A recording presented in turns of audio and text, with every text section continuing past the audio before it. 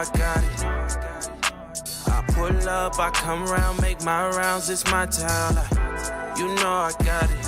Hey, when I'm round, they now. What's up now? This touchdown like. Hey, niggas from city be hating them niggas, don't show me no love. Hey, it is what it is, cause I'm brushing my shoulders, walk off with a shrug. Hey, the shit is a dub. Hey, the shit is a dubsy. Hey, why am I all in my feelings when I got these people that love me?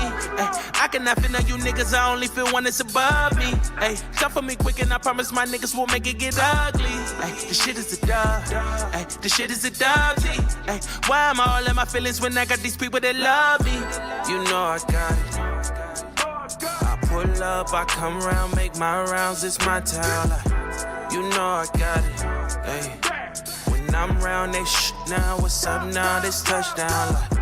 You know I got it. I pull up, I come around, make my rounds, it's my town. You know I got it. Hey, when I'm round, they now. What's up now? This whatever touchdown. You want, then I'm with it. Ay, down for the cause, I'm committed. Ay, these niggas be causing the scene. Ay, I'm just perfecting the image. Ay, shit, now the game is a scrimmage. Ay, I just been pushing the limits. Ay, don't got no hoes in my team. Ay, all of my niggas is killers. Ay, all of my niggas is squad. Really been down for the cause. No fake shit, no fake friends. Can't say the same about y'all. I'm minding my business and staying committed. I'm treating this shit like a job. I'm running the muck and I'm causing the clinic. I don't do this shit for applause. Yeah, you know I got it. I pull up, I come around, make my rounds, it's my town. You know I got it. Hey, when I'm round, they now. What's up now? This touchdown. You know I got it. I pull up, I come around, make my rounds, it's my town. You know I got it. Hey, when I'm round, they now. What's up now? This touchdown.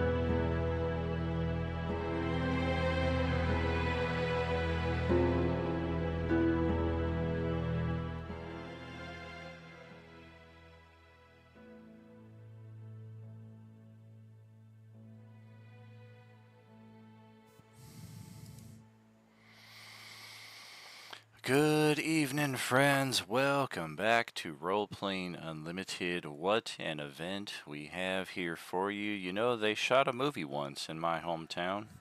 Everybody was in it for miles around. Out at the Speedway, some kind of Elvis thing. Here at the 100th Meridian, where the Great Plains begin. Thank you so much for joining us. We are Roleplaying Unlimited. I am your host, Tragically HP. And we are at the end, friends. The final session of 2024, the final session of the Coalescence Chapter 4. It has been 45 sessions combined between all 6 tables over the last 16 weeks. A lot of gaming activity. We have replayed every one of them over the last number of weeks as well, with the exception of the finales, which you can expect to have those replayed tomorrow before our damage report stream at 6 p.m. Pacific, where we will tie all of this up and get ready for our downtime, start our community challenges, and get our downtime activities underway as we wrap up our 2024 gaming activities.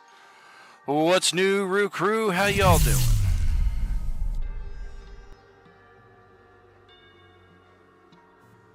Like, little pig, this guy is a dick. Let me in. I know, right? What's new, Roo Crew? How's everybody doing? Hello. Hello. I'm here.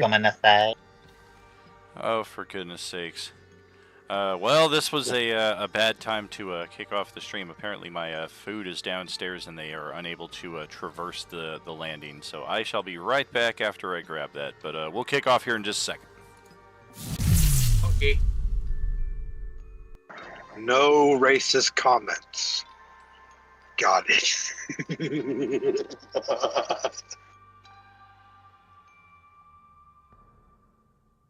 Yeah, one of my favorite things was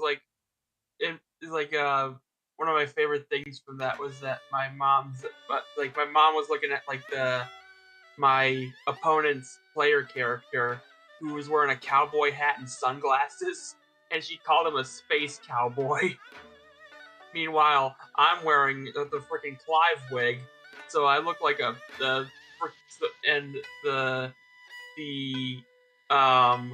Ultra Recon Squad shades. I look like a sci-fi Johnny Bravo.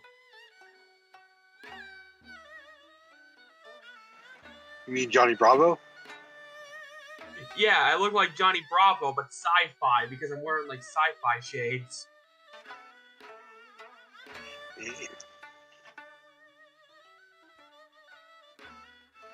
So, I can see so far there's 2 Sundays and I don't know who's on Thursday.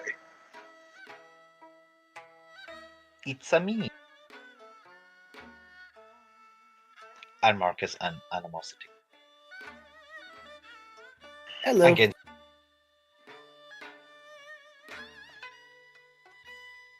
Well, lore drops. I guess lore's going to be dropping in this session, probably. Well, I think we also should be trying to pool all our different sessions worth of information together as well. That makes sense. Well, because each group has its own little pieces of information. And maybe together we'll see the big picture. Exactly right. I'm gonna hug Time Mama again. All you guys know are those massive Nihilus. Varys is the only one to ever seen Nihilus.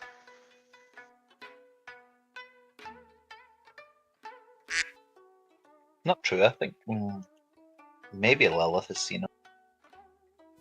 All right, we are back. Thank you for your patience. Yeah, but would Lilith remember the battle with Nihilus is the question. She was not present at the battle. She might remember that it took place, but again, we would want to cross that bridge in game. Here we are on our completed castle map right here. If any of the foes appear to not be dead, bear with me while I remedy that. All of the cultists are either dead or fled.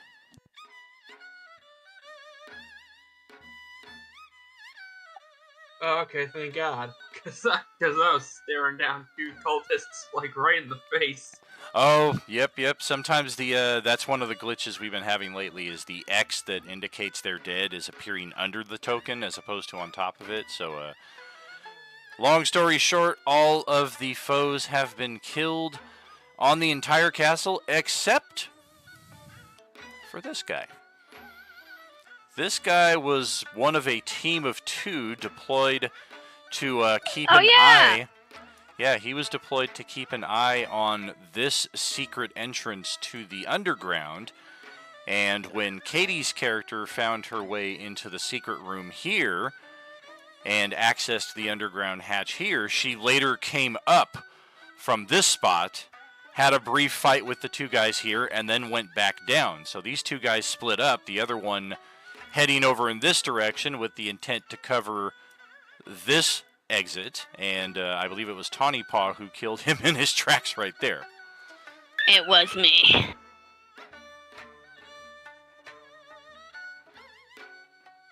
So that is the story of that, and these guys were very, very dedicated to their tasks that they were assigned. Like, many of them did respond to the combat, but guys who were guarding the secret underground layer, yes, they maintained their position. And we haven't explored that yet. We have not thoroughly all of our tables explored every level. Some of our tables have explored different areas than others, but at this point, all of the different maps have had the dynamic lighting removed. So we can freely traverse those as you request. We will, of course, like last night, have a lot of interesting items to uncover here on the site. Most of them are in the possession, excuse me, of the samurai and the master assassins.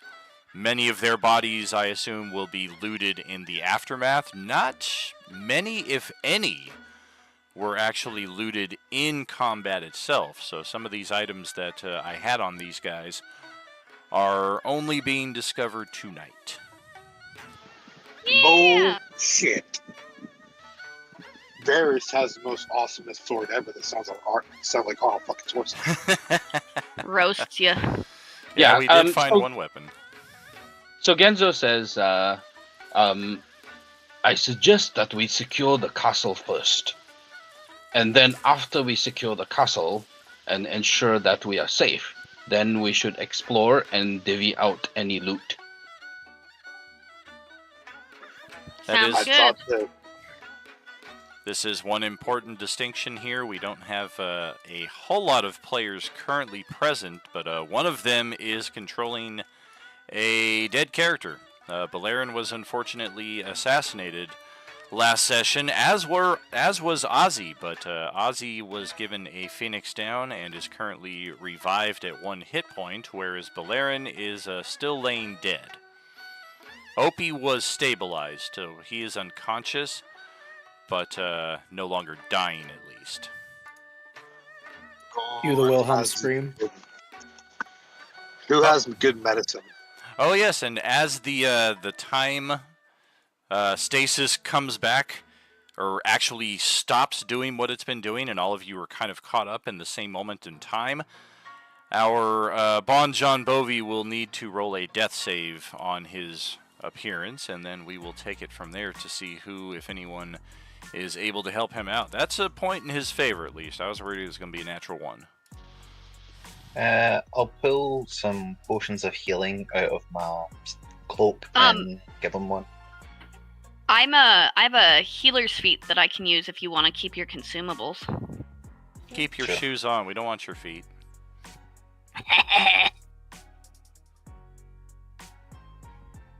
I'll throw a rowboat on top of them. I'm sure someone wants those feet. Damn, for free?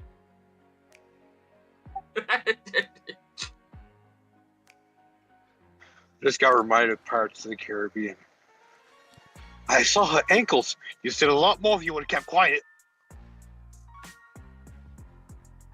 Imagine asking somebody for feet pics and you just send them a whole feet chart of a D&D campaign. I'm here for that. I'm gonna start doing that. So does anyone? So wait, if they're dead, oh Christ! He is dead less than a stable minute, so we do need a revivify. Phoenix down. Does anyone have a Phoenix down in the group? Else?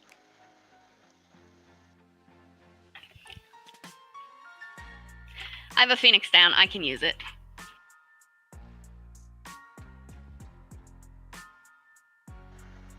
There you go. You're alive again, thanks to the gracious and powerful barbarian. I'm going for like battlefield medic status these days. I was gonna ask if anyone could use shocking grasp. Yeah, I was gonna use gentle repose until we could find like a cleric, but if you're really gonna use your Phoenix down, then feel free to do so. What would gentle repose do? It extends the time of for the remove light spell to last. It makes it go up for 10 days. 10 days, and then the countdown begins again, or they can't be. Basically, it turns a minute into 10 days. But as far as we know, we don't know anyone who has the ability to revivify, right? Yeah. Okay, so I'll just use the Phoenix down so he can get in the game. That's sweet of you. Yeah. Are you sports? It's his game. Question: can wine act as a healing potion in any capacity?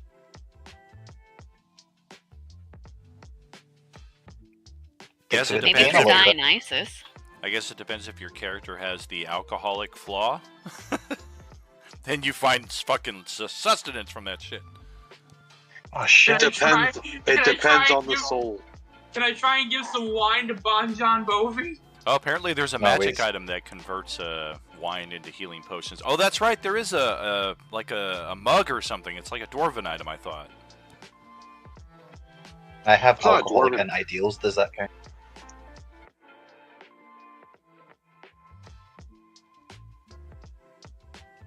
It's not a dwarvish item. It's more of a, what do you call it? There is an item I remember. It's like if you pour alcohol in it, it becomes like a health potion.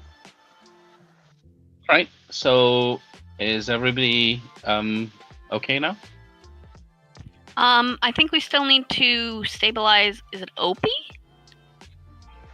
He has been stabilized, but he's not been given any hit points, so he is still unconscious. Yeah. There's also Bon John Bovi, who I would like to try and give some wine to see if that'll help him. Yeah. Okay, well I can with my healer's kit I can help both of you guys. You can expend one of your hit points. Let her use her feet. I have so many hit die. Let me spend them. Yay, my time to flex. Alright, so I posted it because my character sheet that's updated is in the other thing, but that's what it does. Oh, hey, and I meant to ask, can I redo my level 4 level up? Because the ASI doesn't help me at all. I was going to snag a feed instead. That's okay.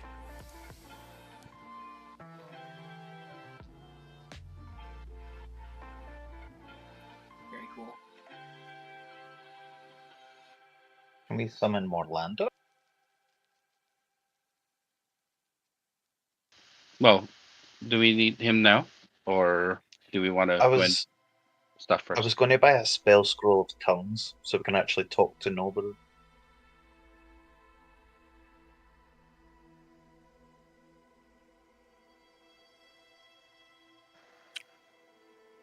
I'll use Battlefield Medic on both of our low folks.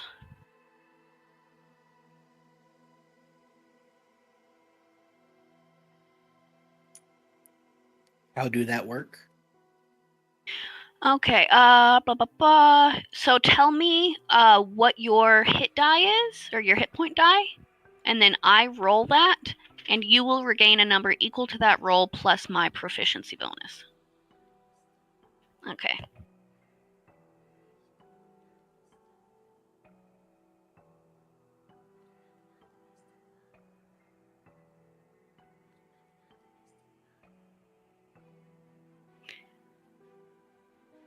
Dang it, Daniel!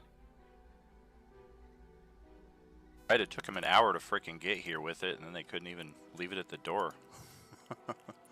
If I'm looking at it right, I think it's a 3. It says total 4-3. I don't know.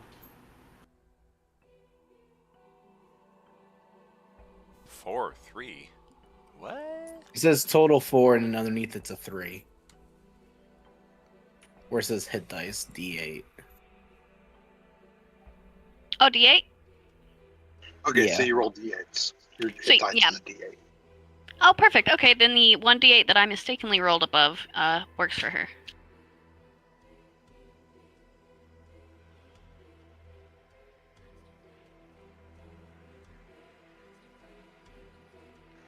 I am currently playing not on Roll20 because Bird City, Kansas does not have the best internet connections. I'm just in Discord enjoying the talking.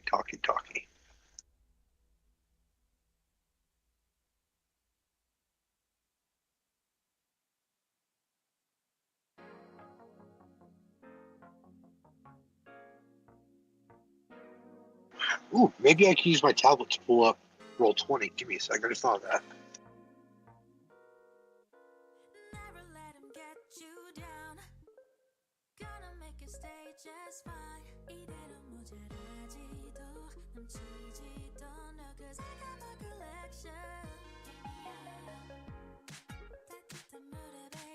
Hey! It's our guys!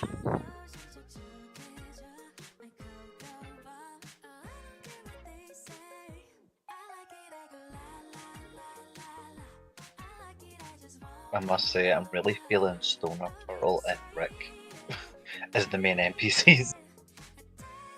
Did the Divine Lady and the Dragon just come in here and freaking cast Mega Flare, cast Zeta Flare? Wanted to use Mega Flare, use Zeta Flare instead. Yeah, it's just like everybody's dead now! Spell failed successfully?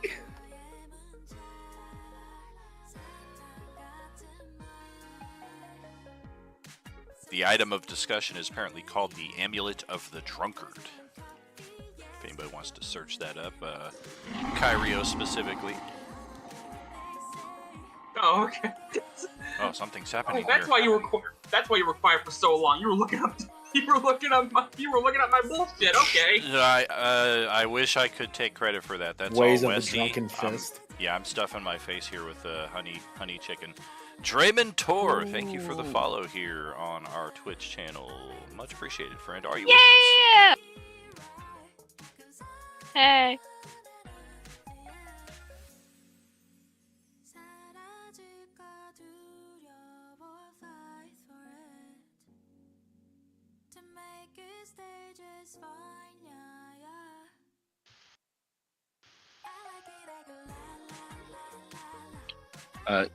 And I think with the assemblage here, Genzo will say, once we have settled everything and we are in the safe spot, I think it is best for us to gather information on these cultists, the zombies, and the different locations and things that we need to know for the next stage.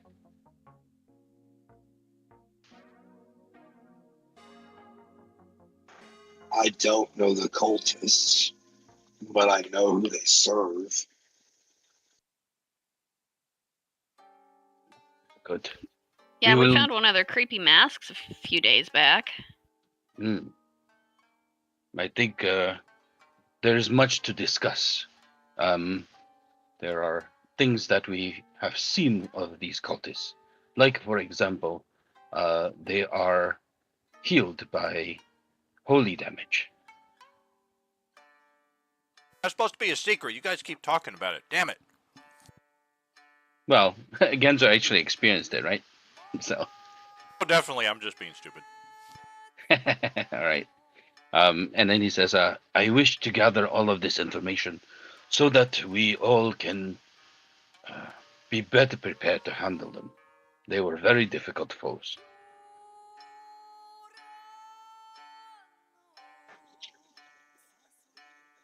They hate necrotic damage from what I saw.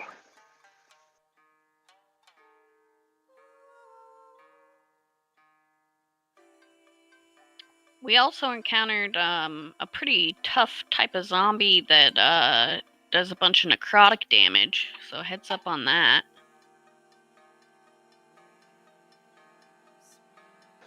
Is IG just looking at us? That guy. Oh, I always think that's a giant fist, but he's got an energy in his hand. Yeah, it's a big ball of necrotic void energy that he's fixing to toss.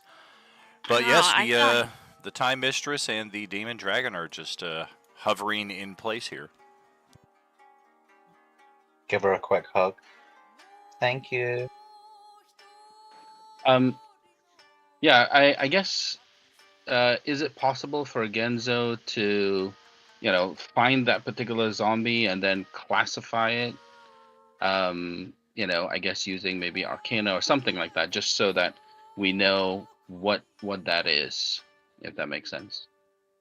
So he differentiates out the different zombies that are here in terms of bodies. Oh, like in game? Yeah, basically. So Yeah. I think there's that. There's the regular zombies. Then there's this big, huge, giant zombie. You mean the frost giants? Yeah. Yeah. Our team encountered one inside of a makeshift prison, and we just kind of all took it all out in one go. And then there are also the locals, and then there are the non-locals. Oh crap! That's right. Kyra, that's totally cool. You can do that. It smells funny, and you get a kind of a weird vibe having that thing on. But for anybody paying attention to what Marcus is doing, he has donned one of the masks of the cultist. Oh, Okay. don't. Probably didn't even Ooh, I'm check gonna if spook that the was shit. first Ooh, I'm person. gonna spook the shit out of people now.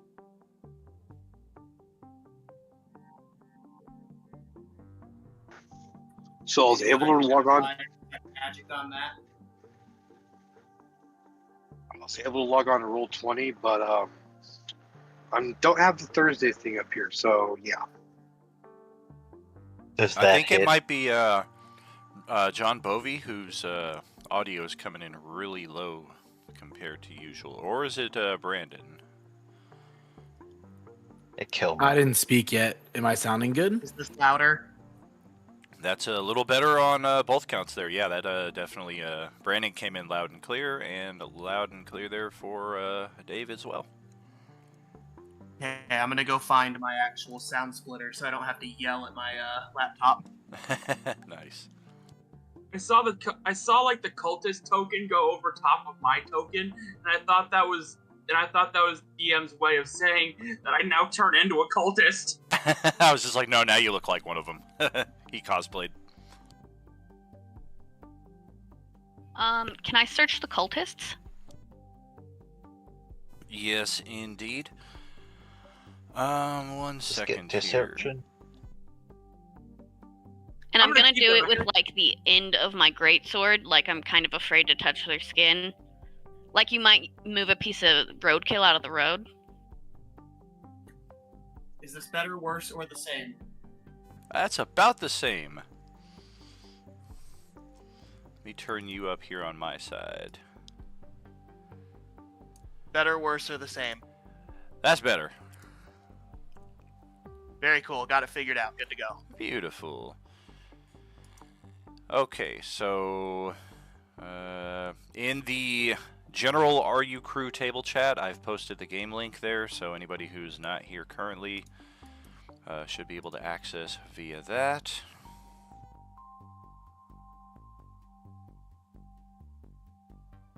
Yeah, I'm gonna keep the mask on just for an attempt at having an intimidation factor. So nobody checked that thing for curses or anything? Nah. Awesome. Marcus Yeah. Checking doesn't it now. check shit. Yeah. You think Marcus would check shit for curses? Nah, isn't your intelligence like 4?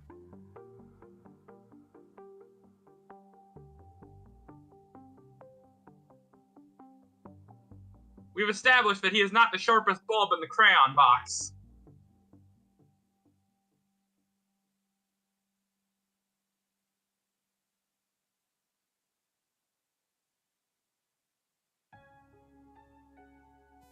And refresh my memory if I'm missing anybody. Are these all of our NPCs between Wednesday, Thursday, and Sunday morning? The 6 of them here, plus Noburo? Is that all we managed to keep alive? Oh, I guess OP Trev as well would go up here. We've got Sunday's 3.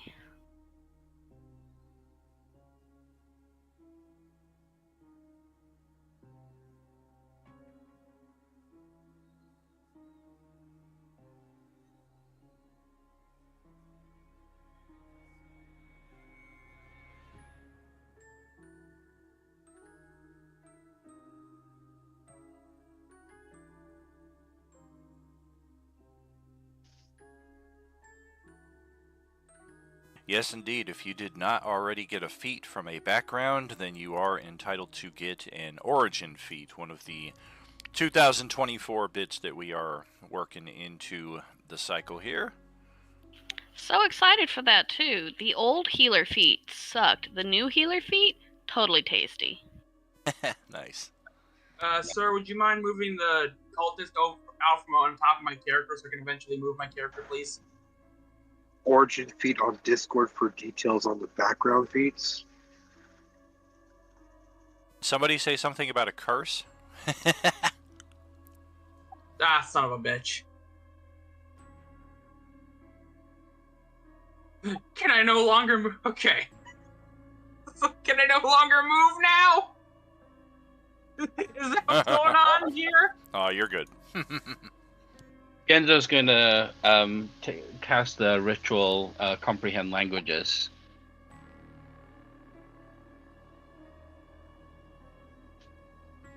And then, while he's documenting all the different undead and the different samurai as well. Gotcha. Yeah, totally. Yeah. Feel free to form your notes on that however you like, because, yeah, we do have a number of different foes on the field. We do have a potential prisoner here as well, because, yeah, this guy will be caught basically with his pants down when you guys eventually wander into this area, and he'll probably try to fight, and you guys will either kill him or capture him. I mean, Genzo will try and capture him if that's the case. Yeah, capture that guy. Oh, yeah, anybody who's I melee... vote torture. Anybody who has melee options can always knock somebody out with that final blow instead of killing them. Yep. This room is initially interesting because there's a number of maps on here, but it quickly becomes obvious that the topography that we find ourselves in do not line up with the maps here at all. So they're very, very detailed and very nicely put together. Obviously an expert cartographer, but at the same time you're like, well, I mean, what good does this do us? It's like having a map from another world.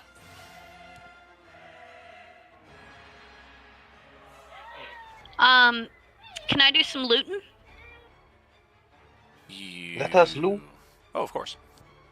Yeah, I mean, so I think what we agreed upon was that we would basically Oh yeah. secure. No. Figure out the castle and then loot later. That's right. Right. Yes. Well, I mean, we were gonna secure the castle, grab whatever loot, and then divide it afterwards. So Yeah. No, You know. that's a good idea.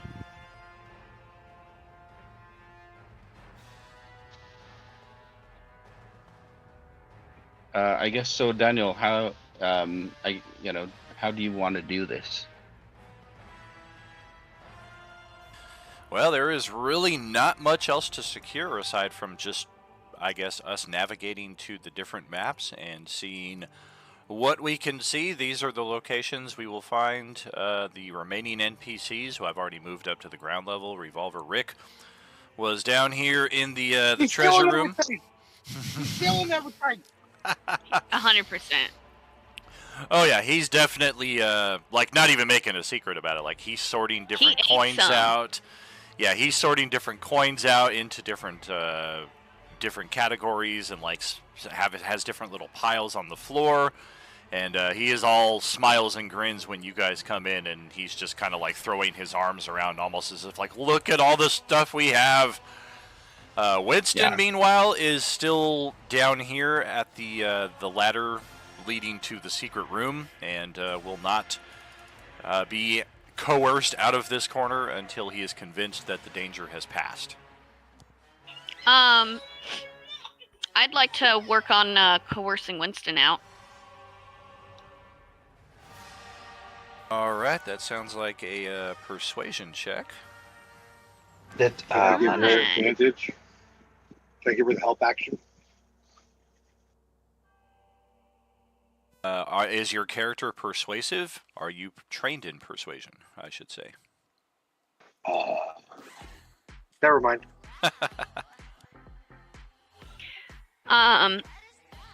Okay, I have a 0, so let's see what happens. I mean, I'm good at persuasion. Yeah, I'll ask you guys if you can help. I could pick him up and carry him out. I got Angie muscles. I think that would scare him. I could lie to him. No! Actually, I don't think any of us speak his language. I think we just need to, like, gesture and, like, put down weapons and, I don't know, give the idea that things are okay. That's why I was trying to ask if I could use this spell We scroll. throw a dagger at him with a note on it that states it's all clear. If that's okay, then. If you're able to cast that spell, absolutely. Yeah, give it a go. If I use the spell scroll, I would need to roll for it, wouldn't I? If I didn't have a 3rd level slot. Do you want to save that for Winston, or do you want to use that maybe on the live samurai? I mean, anyone I touch can understand any spoken language. Oh, heck yeah! Yeah. That's sick! That's why I was trying to ask if I can use it.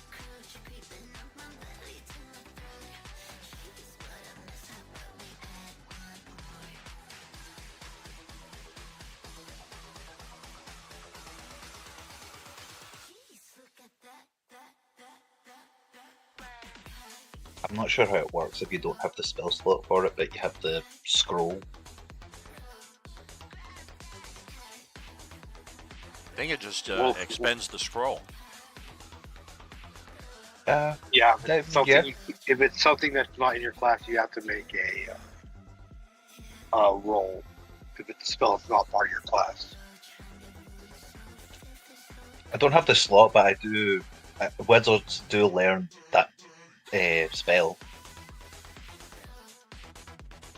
I'm trying to think. We dealt with this situation not so in the last campaign because we were wondering about spell scrolls. We were finding a shitload of them inside the red keep. Correct. Yeah, the ruling is if you do not have the spell on your character's class list, you can't cast the scroll at all. Because some people were thinking, well, I'm a fighter and I'm just going to load myself up on fireball scrolls, and it's like, yeah, the system doesn't allow that. They're basically supplemental expendable spells for those who already have the ability to cast. Then I will use it. Yes, Here's an indeed. idea. That'll just Use burn the that scroll- right up. Here's an idea. Use the scroll on one of us, so that way we'll become a universal translator. Because who knows if like all these NPCs are gonna be like, like different languages and stuff. Tongues only Well, last for a little bit of time, not forever. It takes an hour, and yeah, anyone I touch can understand any spoken language it hears. I am Bender. Please insert girder.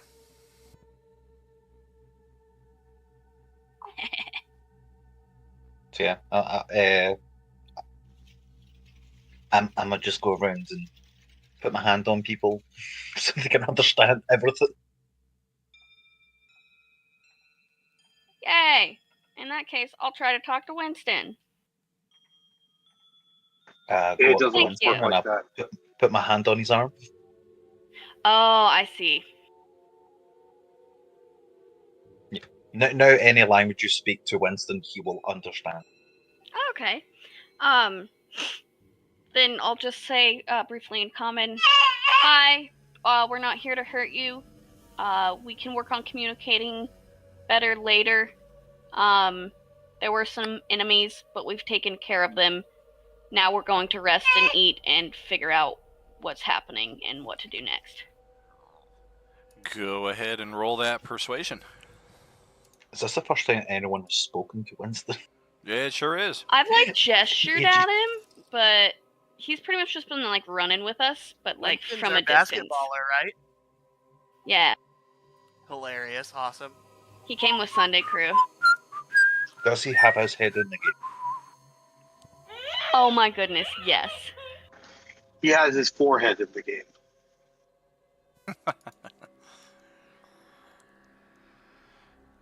But yeah, go ahead, roll it up there, Ari. See what we're looking at. Ooh, so my new character sheet, it would just have a +2 to this. Okay. No, I lied. That's a +1, but Now everything you say is suspect because that's like twice or half the bonus depending on how you look at it. I mean, I have to see the character sheet now.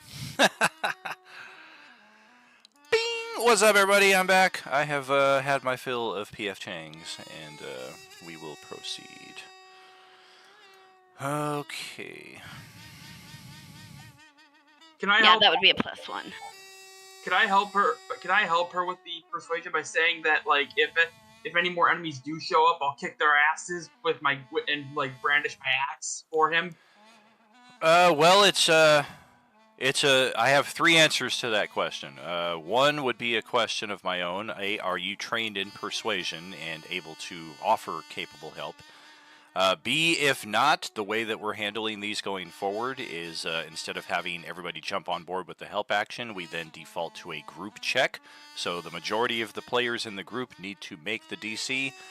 And if you have a lot of people who are not trained in the skill, this could affect you negatively. So if you only have one person who's really good at it, it may benefit you to just let them do these kinds of things.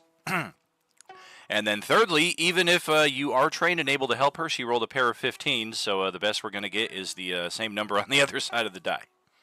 Ba-da-ba-ba-da-ba. I am not proficient in persuasion. Gotcha. So I have a +3. I could always in hero persuasion. point that, couldn't I? Ari, roll a d8. Roll a d8. I was about to say, yeah, could I use hero points? Sure.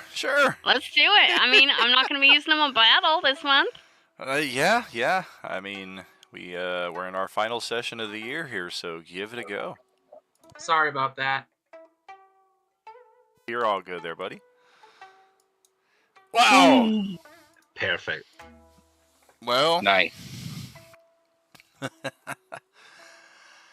I mean, I was going to initially say with the 15 that he is very happy to hear this news that you have brought to him, and his attitude seems to improve with each word you speak of this sentence, especially since you're like, they're all dead, we're going to rest, we're going to have some food, we're going to sort out all of these goodies. Like, this is just good for him. And then you... And Valerian won't steal your kidney? I hope not. And then you Yay. added an 8 from a hero point on top of that. So it's just, he is very, very much on board with this at this point. And Yay. down here, this is definitely the kind of panic room / meditation area. You've got 3 little very quiet rooms here. One of them has a secret door. Right there on the north side, you've got the dungeon area. Each of these represent different cells, and the levers that pull that you can find in the hallway here will pull to activate the portcullises in the cells, as well as the one right down here at the end of the hallway, preventing anybody supposedly from even being able to come in here. Varys becomes very lethargic and not moving for 6 seconds and then goes back to normal. That's right. There are 6 geishas in total on the first level. This room right here represents approximately 30 days of foodstuffs for about 25 people, about 24 people or so. All dry goods that will keep for a fairly long time. Otherwise, obviously the main area of interest in here is going to be the secret treasure room. This spot right here likewise represents a secret door hidden behind a shelf in the wall. And yeah, there are just thousands upon thousands of gold pieces worth of treasure in here that will take us some time to sort out. Revolver Rick has already gotten you guys started on that path. How kind of him. Right. Yeah. So we'll go through, I guess, area by area systemically. Genzo will basically, document them. He's got cartographer's tools, so and the proficiency. So he's gonna map out the entire castle. Just to make sure that everybody has the stuff. And then I guess once the castle is secure, we gather all the loot together. If you want investigation rolls, I can do that. Not necessary. I am going to spill everything about this castle. It is the property of one of our characters, and you guys have certainly spent enough sessions between 3 tables clearing it out, so I'm not going to hide anything under a mattress that you guys will discover next December. Be like, fuck, I wish we'd known about that back in 2024. We got the time to search. Oh, definitely. We're going to have a number of weeks during downtime as well, so even if all of this is like, man, we found all this stuff very quick, we can also kind of assume that we found it over the course of the number of weeks that we have here for downtime. This is level 2 of the castle, and primarily this was seemingly used for the guards' private barracks right over here. You can see a few of these paper-walled rooms. Apparently they all had to share this one commode right there, so that's a little unpleasant. But they did have their own little private eating break area. They had a little kitchen right here, area for supplies and foodstuffs, what have you.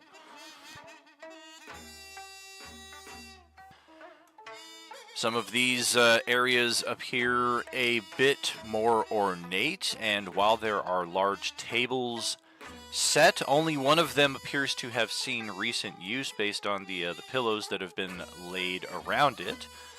The others, based on the dust accumulation, appear to have not been used in some time. So these doors are all closed up and just nothing has been disturbed in here for at least a month or 2, you would guess, upon your examination. This is a very, very stocked library. Of course, all of the texts are in Japanese.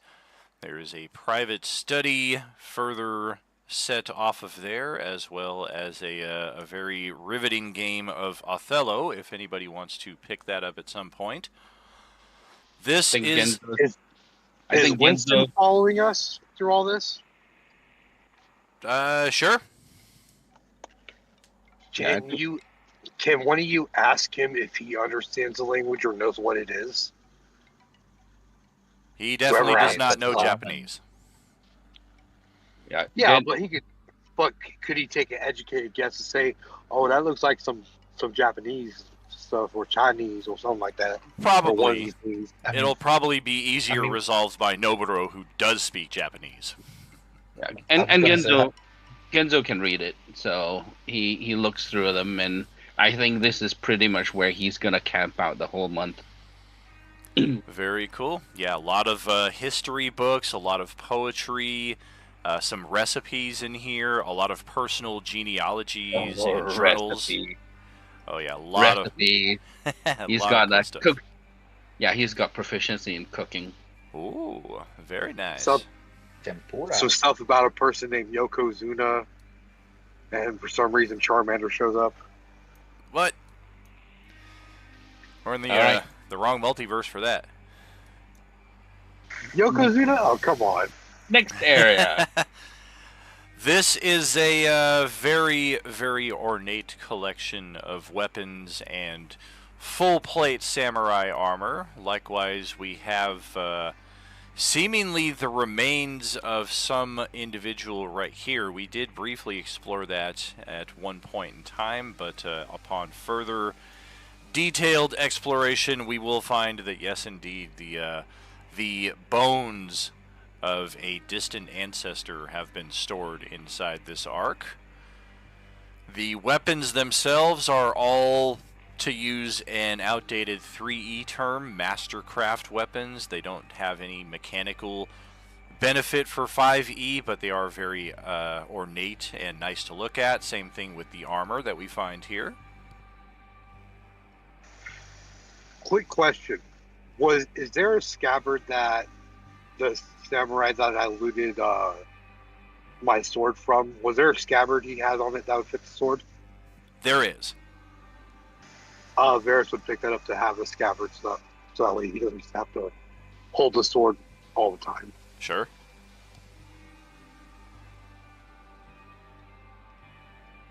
These would appear to be the private personal quarters of the daimyo, as well as any chosen guests / geishas that he wishes to keep him company. This room primarily has all the deckings out of the chosen geisha of the time. This obviously being the master suite here of the daimyo. There are assorted weapons and other treasures, which will all get tallied into the spreadsheet that I've put together. The notepad that I've put together for all of you inside of the chest right here. Nerd. There is a private shrine right here to a deity that, unless you guys are familiar with Earth Japanese pantheons, this would just kind of be like, who's this weird bald guy here? It's definitely a holy artifact of some kind, but you guys are all from Forgotten Realms and Dragonlance and Greyhawk and Eberron and Strixhaven and shit. And you're just like, what is this? I still want to rub his big belly. My character is just from some dude's imagination. Imagination. We've got another private library right here. The daimyo's private books. These are perhaps even more valuable and more detailed than the general library that you found downstairs. There is also another private study right here. You can tell by the open doors and the closed doors where people have been, where they have not. So this was one room that nobody explored until now, as we're clearing all of this out. There is likewise a private hot tub up on this level. I feel like Tank's going to replace the water. Tank's going to replace the water with oil and make it an oil bath. No. I would like to use the hot tub before Tank decides to use it as an oil bath. Right? Too late. Tank also got a wish spell. I wish the water was replaced by oil. Don't make it a gasoline bath. Fun fact, you can boil gasoline and not have it explode, as long as there isn't an open flame. I feel like that's tar with Don't extra encourage steps. people. Don't encourage people. We've got I'm not saying do it, I'm just saying you can. I mean, it's actually not the liquid that's flammable, it's the gases off of it, so... It's the fumes. Exactly. Exactly. Yeah, I remember back in auto shop when the teacher had a guest come in and the guy lit up a cigarette and tossed it into a pool of gasoline. I was like, "We're all gonna die!" And he's like, "No, that doesn't work that way." I see a lot of you even read the You anarchist take cover, cookbook. hide under a desk or a table or Yeah, something. exactly. This would represent some of the more potentially, and as we will discover soon enough, definitely magical gear that has been left here in an ornate and reverential, whatever the fucking plural of that would be, capacity. We do have some long swords, some short swords, a suit of full plate armor that is made of adamantine. For 5e translative purposes, that means your character cannot take critical damage. Oh, wow. Up to level 4, we've got the final stage here. We also have a couple of secret doors. Or, I'm sorry, one secret door that nobody found here at all. We found the locked door. I think Varys briefly came up here and tried to toggle the lock. Nope, doesn't even look like he tried to do that. But this door is locked. Nope. I just came over there, took a gold set off and left. Exactly. We've likewise got a balcony out here with a ballista and some chests that have some extra ammunition, a couple benches. The pride and joy of the daimyo's art object collection lies in here. We've got a very well-made ornamental fan that belonged to his mother. We've got a Fabergé egg. We've got some interesting Japanese demon type masks as well. There are some cups with some gems and some gold, some chests that likewise have all kinds of jewelry and what have you that we're going to add to our party inventory. And then a secret door right here, which once we pop that, we have, this is the panic room right here. This is where the daimyo would have ran had the had the combat not already been in the front area. He would have gone up the stairs instead of out the backyard and to the little hidden panic room below ground. He would have felt much more comfortable in here, thinking that he would not have been discovered as quickly. Unfortunately, it did not work out that way. There is likewise a little hatch here that contains about a week of supplies, food, water, etc. in that respect. And there's a pretty bitchin' bong, or hookah, if you prefer, right here on the table. Connie's interested. And this daimyo was all about knowledge and literature. Like, there's 3 different levels. I mean, it's only the first level that doesn't have any books. Levels 2, 3, and 4 all have a pretty substantial library. In total, if you had to guess, like at least 1,000 books. That's probably a rough estimate, but you feel comfortable making such an estimate. Excellent. Question: Did we find any painter supplies while we were looking around? Oh, plenty. I'd like to take a set of painter supplies because my character is proficient with those. Beautiful. Yeah, help yourself. Varys would like to go back down to the first level and go talk to IG. And while Varys is talking to IG, Tank's actually going to approach the dragon and in Draconic start conversing.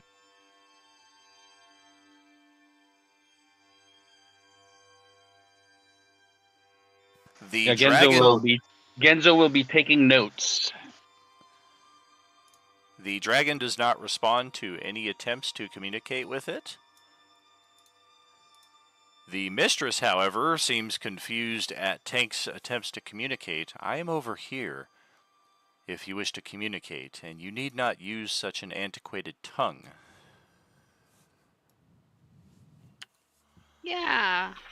I think my understanding was the mistress is just like an extension of the dragon? No, the dragon's an extension of the mistress.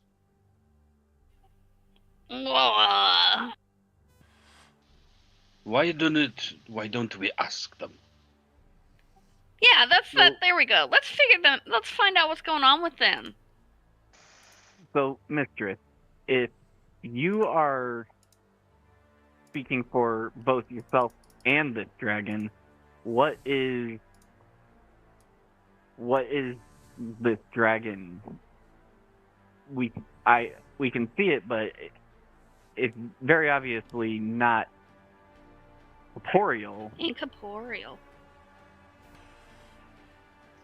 You didn't know that it was you didn't know that you had the capability to confuse her, but she kind of turns around, and it would appear that she is the only one who does not see this giant ghostly dragon hovering right behind her.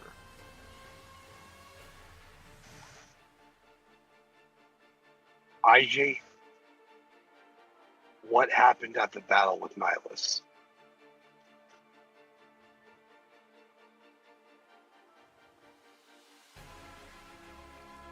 Her eyes take on a very distant perception, and she kind of seems to get lost in another space and time, and does not appear to be aware of those of you standing nearby her.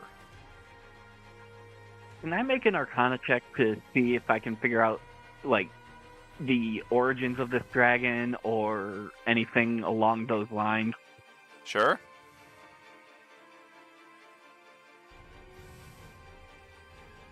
That's a dragon! Oh, shit. It's a big dragon! And it looks like this.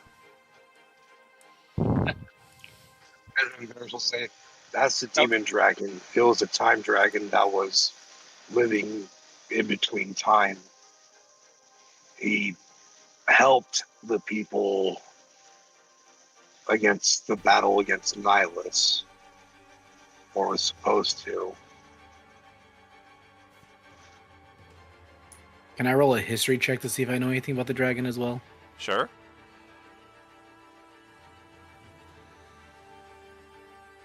That dragon may have existed at some point in history.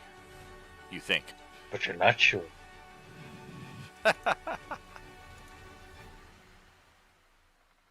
So glad I'm not in combat. If that's the role I'm going off with starting off, I'm so glad we aren't fighting anybody. Should I roll to see how good of a drawing I do of the mistress and the dragon? If you're... Yeah, do so.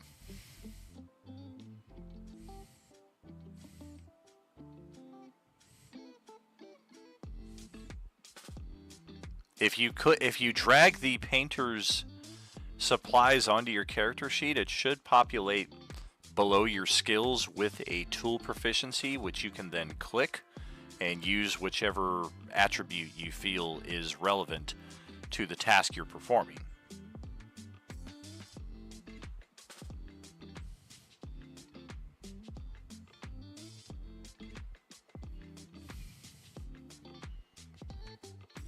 Not entirely important here, but if that's something you want to make a habit of with the character, it just translates a little better and it's less manual necessity on the spot. What was that? For like things if you're dragging like new kits and things like like the painter supplies. Yeah, you can drag it right onto there. It gives you its own little area to click on and roll off of. And yeah, 21 is very much better than 5. And I mean, yeah, this looks like what y'all are looking at. And if you try to show it to her, she's just like, it's a very majestic looking being, but my eyes do not see what yours do. I see. What happened to the Indomitable or the Judicial?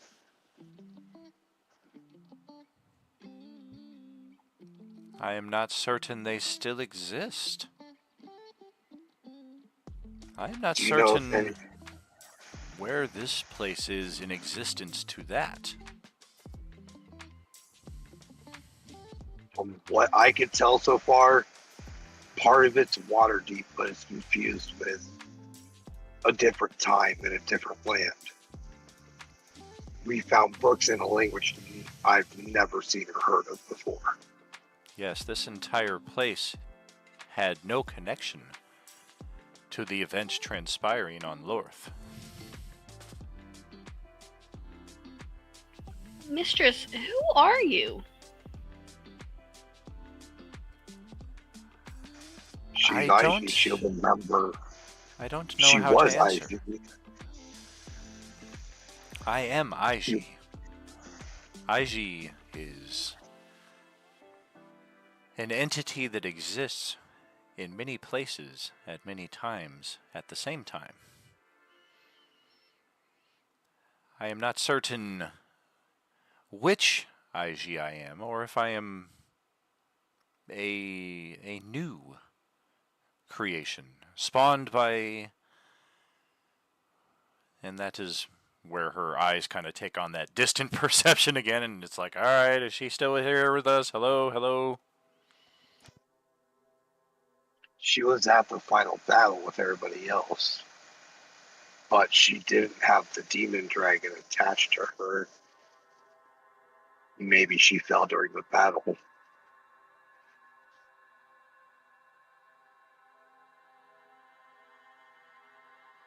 Varys will go grab one of the masks of Nihilus and show it to her.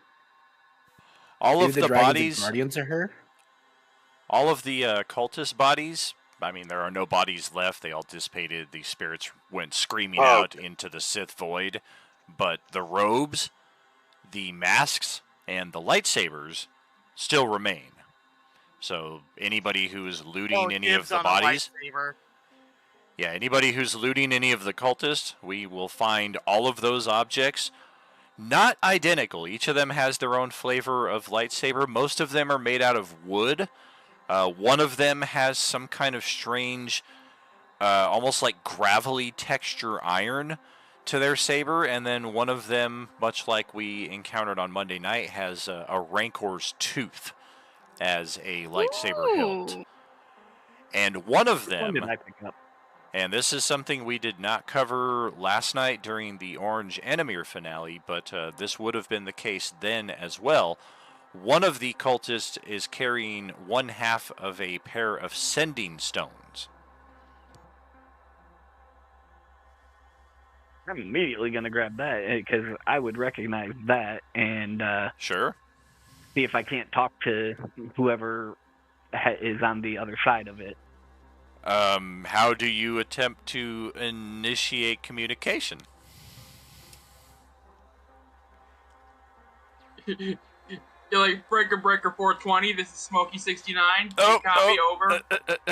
I got the green. Nice. I got the green. Hey, That's not girl, how hey. That is not how CB radio, truck drivers use CB radios. If we're just talking normal shit, we just talk normal shit. We always say breaker if we need to call everybody attention on the road. I don't know diddly squat about CB radios, my guy. You're talking to a semi-truck driver. I know about the CB radio. We will defer to the expert. So I'm going to, in common, just use the sending stone and ask if there's anybody out there that can hear me with it. Is there anybody out there? Ground control to Major Tom.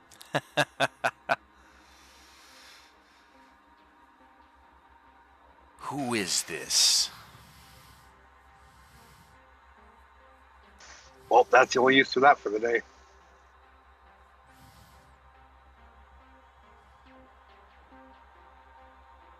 This is Soldier 1465. You can just call me Tank, though. Did you enjoy the taste of your imminent demise? If you're talking about the joke that we so easily defeated, yes. Your concept of victory and defeat does not exist on any level that we are familiar with. We see in spectrums far beyond your slight grasp of reality. Does Varys recognize the voice? It sounds like me. No, you don't recognize the voice. Well, I was going to say, since we heard, since Varys was around all the announcements from the Judicial and the Abdominal, Indomitable, maybe he might have recognized. Oh yeah, the ship's announcer was very DJ like, "Hey there, everybody on board the Indomitable. We got a special for you today in the cafeteria. It's gonna be baked potatoes and fried bacon." So you would definitely remember that one.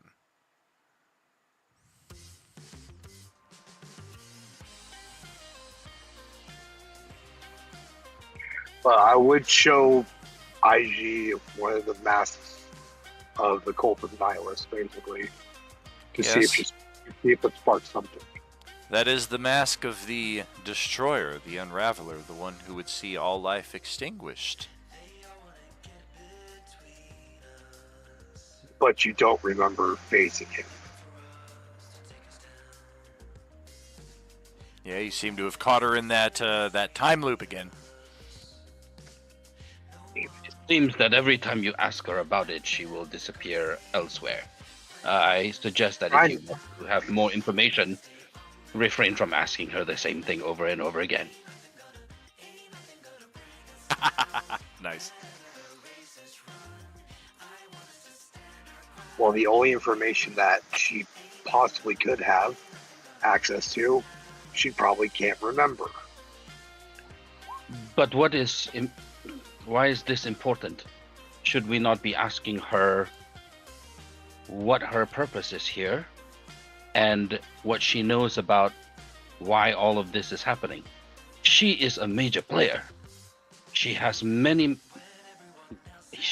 magic and has influenced many groups of people.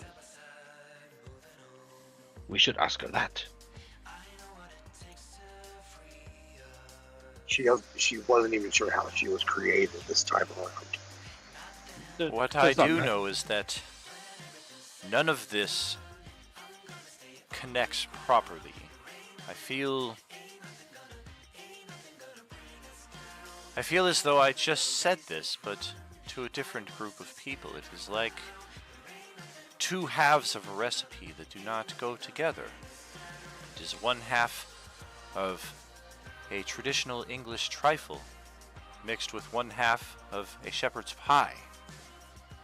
And it tastes like feet. It is not pleasant for any of you or any of the natives here to have been so forcibly ripped from one place to another, or have the place ripped from where it was to surround you. I suppose it doesn't matter. I am certain that what purpose I do possess is to reset or realign this maelstrom of chaos that you find yourselves caught within. The natives of this castle, of this land, desperately seek a way home, just as much as you or some of you surely must. I do believe we will have considerable time ahead with which to reflect, strategize, and perhaps gain more knowledge about the situation that we all find ourselves within. And during this time, I do plan to unweave that which has been connected forcibly, and in so doing, hopefully restore things to their rightful state. You the yin to the yang, alright.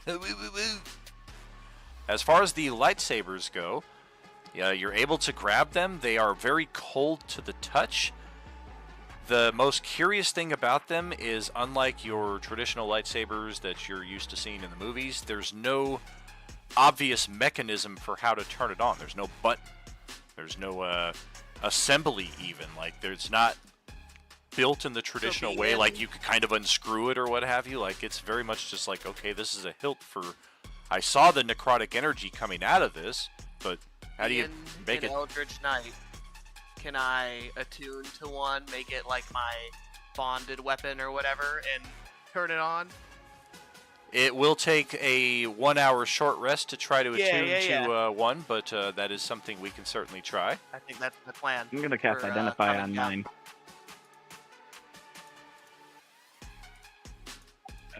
Genzo I'm gonna says try and I'm gonna try and Genzo- focus really hard on the lightsaber.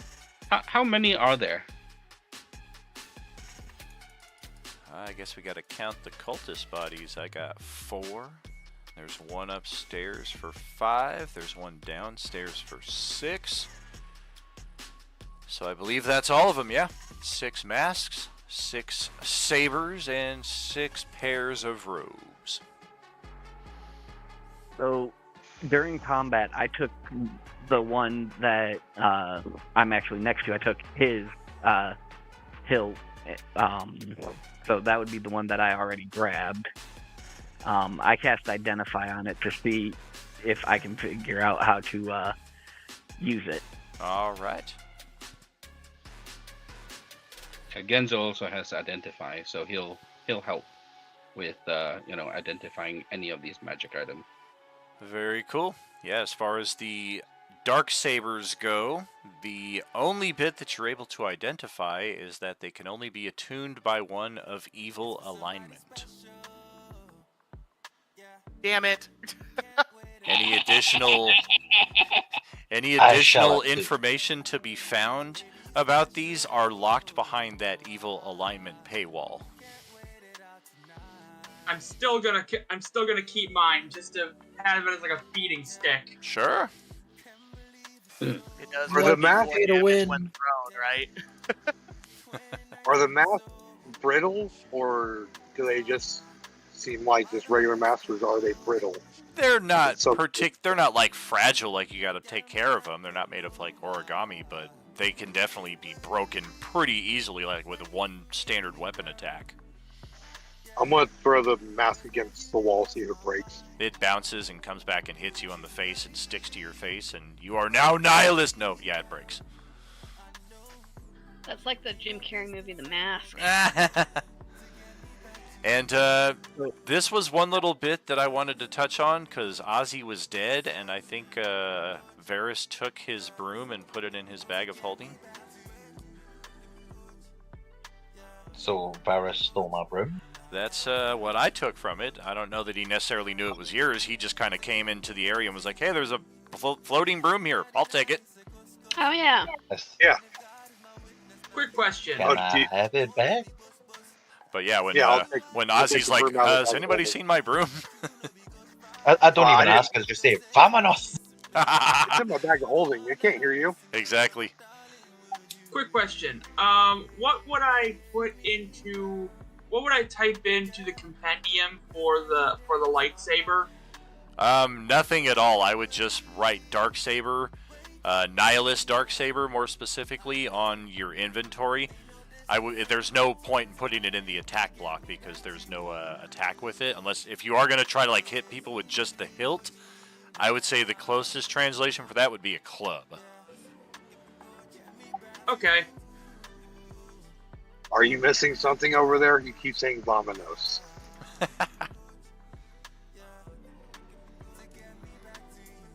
I'm gonna go Andale forward arriba! to the adamantium armor and magic weapons, and I'm gonna start finding out exactly what we've got now. All right. Yeah, let's break out the treasury here. As soon as he starts talking about the broom, I'll go ahead and pull out the broom from the bag of holding and give it to him. Good man. All you gotta do is mention the broom, dude. Instead of speaking the language of my people, Spanish. That's the command word to have it come to me. And we actually, before we break out the sheet, there is still the basement. Sheet. Well, last I saw, there was a guy with a weird hat that was going 1, 2, 3, 4. We actually started off in the basement from this level. Oh, okay. This was the underground. Oh, okay. All right. So everything's been explored. Got it. Thank you. Correct. Yeah, this is the most spacious area, but of course, all of them are areas that we're going to want to basically move into. Like, we're going to we're going to have a substantial time here to determine like what we're going to do during our downtime. Of course, there's plenty of beds, but there's a lot of characters as well. And just for note, there is the private hot tub on the top level, but there is also a hot tub right here. There's also your private commodes. At least there's more than you find on the guard level. This is the throne room area. Major dining hall over here. Separate eating areas over up here. This is the dojo where a lot of our combat took place. Guards congregating area right here. This is the supply storage surplus area right here. You can kind of see based on the crane and the ladder right here, this area is actually like 20 feet below right here. And there are just crates and crates of extra mundane weapons, extra building supplies, extra foodstuffs, even like just backups upon backups found in that area. Likewise, if our characters acquire some steeds, there is a small barn area over here. Nope, the last steed we have got chased by zombies. Very true. We also have a few... two different shrine areas right here, which of course are already commemorated, but depending on what use your characters decide to make of the site, these can be kind of switched in and out. There are also exterior livery areas over here, outside of the safe walls of the castle. Another thing Varys would like to do would be to pull out his weapon, the sentient Warple sword. Hey, what's going on, everybody? Do you have a name?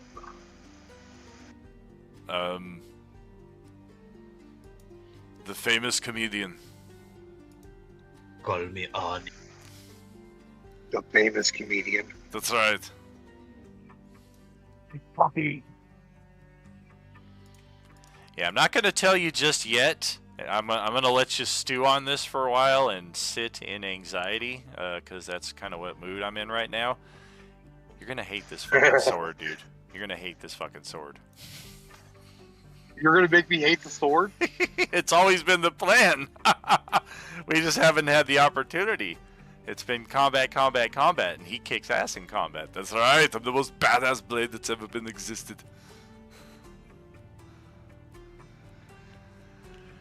Alright, well, let's start going through the list here. I'm going to reveal these one at a time, probably in order of coolness, least to greatest. So let's begin with... Yeah, we're just going to find these stashed all over the place. Any of them that were carried on the samurai or the master assassins or the daimyo, they already took theirs. So these are found kind of secretly stashed in the private quarter areas for the most part. 16 dusts of greater healing instead of potions. Just our little thematic bit here. There are... So should we be recording this, or is that somewhere else? It's all going to be put on this treasury handout that I post out for you, and you guys can control it after that. I'm just kind of, for suspense, revealing these things one at a time. Okay, cool. We do have 5 dusts of superior healing, which will give you 8 die 4 plus 8 back, so on average 30 hit points or so with one of those. Nice.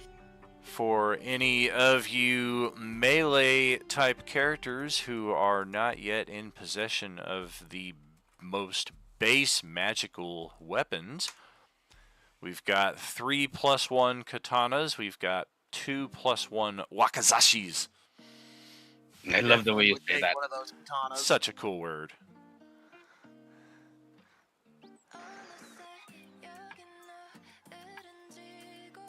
You said John Bovey was taking a longsword? Yeah, for sure. Heck yeah. And for our I'll take the ranged... 2 short swords. Dig it. Remember that remember that there are also Wednesday and Sunday morning tables to consider here. So let's reveal everything, and then kind of sort out how many characters there are to divide everything for. That's why I kind of have the NPCs already arranged out here the way they are on the map, and then I'll do the same with our Wednesday table and our Sunday table, since a lot of them aren't here. Likewise, we're missing, I think, 3 of our Thursday night characters as well tonight, unfortunately. So everybody contributed. We want to make sure that they're accounted for. And then there's kind of the question of the NPCs as well, because many of them contributed. Winston definitely not, but Revolver Rick, Opie Trev, Noboru, obviously. Otrell. With no magic items. I need some help. Oh, definitely. Yeah, I mean, PC's preference over NPCs, definitely. And we have 50 +1 arrows, so that will come in handy for any of our ranged characters. This is a pretty cool addition. We do not have a suit of adamantine plate mail. We have 4 suits of adamantine plate mail. So any of you fighter types even better. Who like standing up in the front and you're getting critted all the time, put one of those on, and those crits that I roll become regular hits. We are also looking at, there's only one of these, but it is pretty cool. It's an expendable item. Save for the right occasion, a potion of invulnerability, which will make you resistant to all damage for the next minute after you drink it.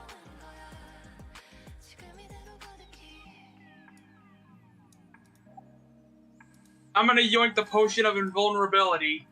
No, you stop that. You put that down.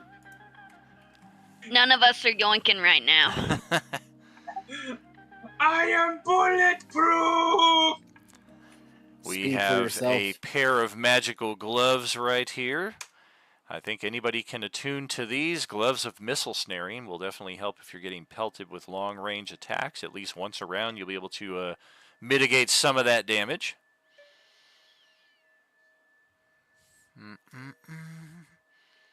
Yeah, and then I had to homebrew some of these because they were easier to introduce in the setting we ran last night, but in this one, we find some alchemist fires, except they are in a specially prepared vial. And you can just tell based on the size and the number of fuses that are kind of sticking. Fuses? I thought I just had to throw this thing. Yeah, there are fuses sticking out of this thing. So it's definitely an interesting alchemist fire, and it is called a Great Fire Flask. There are 3 of them. It has a range of 60 feet. It is effectively a fireball spell that anybody can grab and just be like, "Ha-ha, fireball, bitch!" Okay, no, I want to yoink one of those. Just one. No yoinking. When we're done with this. And if fire's not your thing, we'll throw 3 of those in that do the same thing, but acid damage. Great acid flask. My man, you are tempting me. Oh boy.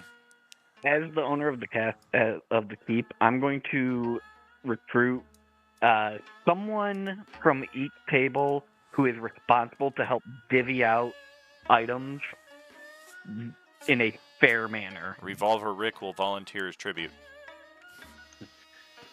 What you could do? What you could do is, Yeah, I'm down. I mean, the representative from. Yeah, what we could do is, get that spreadsheet together, and then basically people can put their names next to the items that they want, and then we can figure it out from there.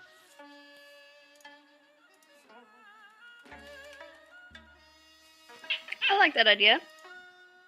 This is a very fun item, and possibly the most unique of the lot. The Ring of Collecting. It is a very rare, requires attunement. It enables you to cast the Leomund's Tiny Hut spell as an action. once per day. Additionally, as a bonus action, you can use the ring to disintegrate any non-magical piece of art within 60 feet that is no larger than medium sized. That art now appears inside the tiny hut for you to appreciate whenever you desire.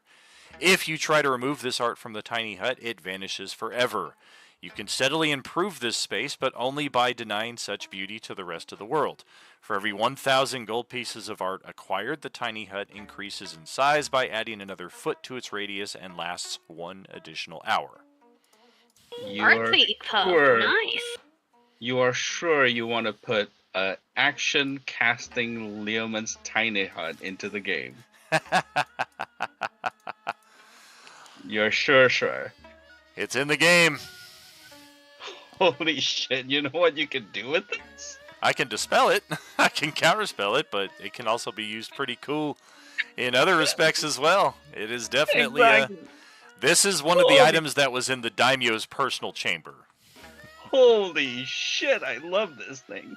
Oh yeah. But I've got a lot of items already, so other people feel free. But basically, if you have in siege situations like this, it's fantastic. Oh, absolutely. It's a great place to stash characters. And we had, likewise, one of these revealed last night. It was a little easier to do from a technological standpoint. This is definitely something that an artificer or our feudal Japan equivalent demolitionist has put together. It is a pressure trap. It functions as a placed mine. It does a fireball's worth of damage.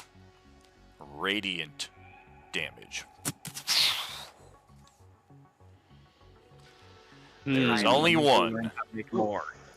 Yeah, Zombie landmine. Oh yeah, use it wisely. There's only one. So And Genzo. Finally, I'm It's sorry. an alchemy. Genzo's an So alchemy. you and I are going to figure out how to make more. Exactly. Can how do we figure out how to make these things? Well, you'll have to be higher level for one. This was created by a very high level character. No, what we need to do is make variants of these that are necrotic. Yeah. That will definitely hurt the cultists, but remember the cultists can fly too. Last but not least, you guys have seen multiple chests and vials and all kinds of things located throughout the castle here, containing 50,000 gold pieces and assorted gems, coins, and art objects. I think that's the one thing that we already kind of revealed before. This has now been added to all of the sheets. All of the players have the ability to modify this document, i.e. claim things and erase them from the list, add things to it as the party gains more things. Just remember, 2 other parties of adventurers did assist in a great way in clearing this place out, Wednesday and Sunday morning alike. So let's start clearing all of these bodies out of here. Make it a little easier to locate our friends. I'm just going to delete all of the zombies and all of our assassins and whatnot.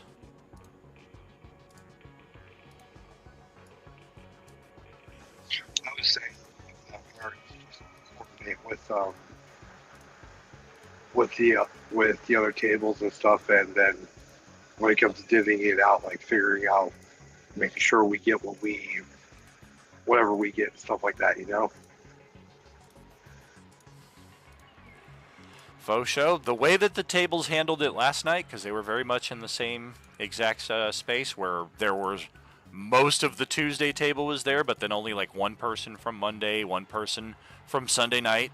So it's kind of hard to represent the other 6 members of your table when you're the only one here. So what was essentially decided was, okay, how are we going to split the coin? Are the NPCs getting a share? Are they not? Which NPCs are getting a share? Which ones are not? And we at least went down that road and started looking over the items and kind of like, okay, well, some of these items will definitely be good in these hands. And a few items were passed out, but a few of them were held on for the downtime text play channel where we can kind of go through that at our leisure. Varys would have an item he would like to give to the fellow fighter NPC from Sunday G1. Radabru, red. Interesting. I want to give him my Sword of Nine Lives Stealing. Oh, damn. So he'll still have to roll out the charges on that and everything, but basically he has that +3 long sword for him. And that has that other special cool ability. Very cool. I'm a fighter. Do you have any cool swords for me? No. Unfortunate. I regret nothing. Nobody cares about Bond. I'm giving it to Red because Red's a homie. Red's been with us for a while. And Marl from Son of G1, he got kid out with armor and all that stuff. Red didn't get anything. I helped keep him alive. I'm going to try to help him get alive. Yeah, Yeah, everybody he's kinda loves Matt low. Marl. Everybody loves how we created Batman by accident. Oh, well. Alright, so we are looking at Wednesday representatives over here. We've got Feline, otherwise known as Cthulhu Prime. We've got Moahula, the Lioness Barbarian. We've got Steve Buscemi, Drunken Pirate, otherwise known as Manuel. We've got the Mushroom Folk, Topper and Inky. We've got our Ranger Lantirthi. I think that's 1, 2, 3, Looks 4, like Siri. 5. I think we're missing one character here. Yeah, Larian. Me. Yeah, Tank is already here, so fortunately we're not missing him. But yeah, Larian is also here from the Wednesday table. And that represents the entirety of that group. Sunday we've got Varys and Tawny Paw here. And then likewise we've got Carl. We've got Krill. We did just Almost got to get left there. lose one of those. We've got, where's, oh, I'm on the wrong table here, so I'm going to have to transmog here briefly. Try to figure out. Uh-oh.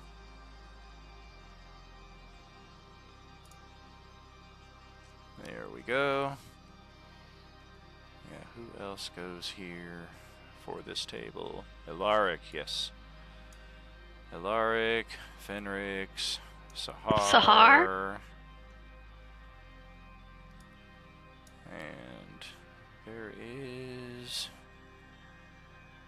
Alexander. Yeah. And then the other character he briefly played, Alessandro.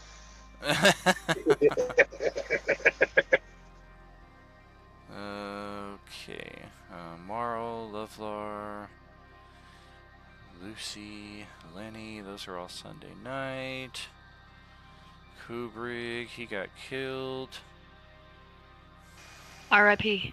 Never forget. You always bring that up. You always bring up a panda friend. Grove to Riley, likewise, got killed. Yesna. Rip. Avaris. Borsi. Well, these are all characters you don't have to split money with now at this point. Okay, yeah, I think that is all of them. Yeah, I think the only characters we needed to bring over were Johnny and Sarah, so let's get them over with the rest of the party. Boom. Boom. And Fenrix right there. Okay, so we've got 1, 2, 3, 4, 5.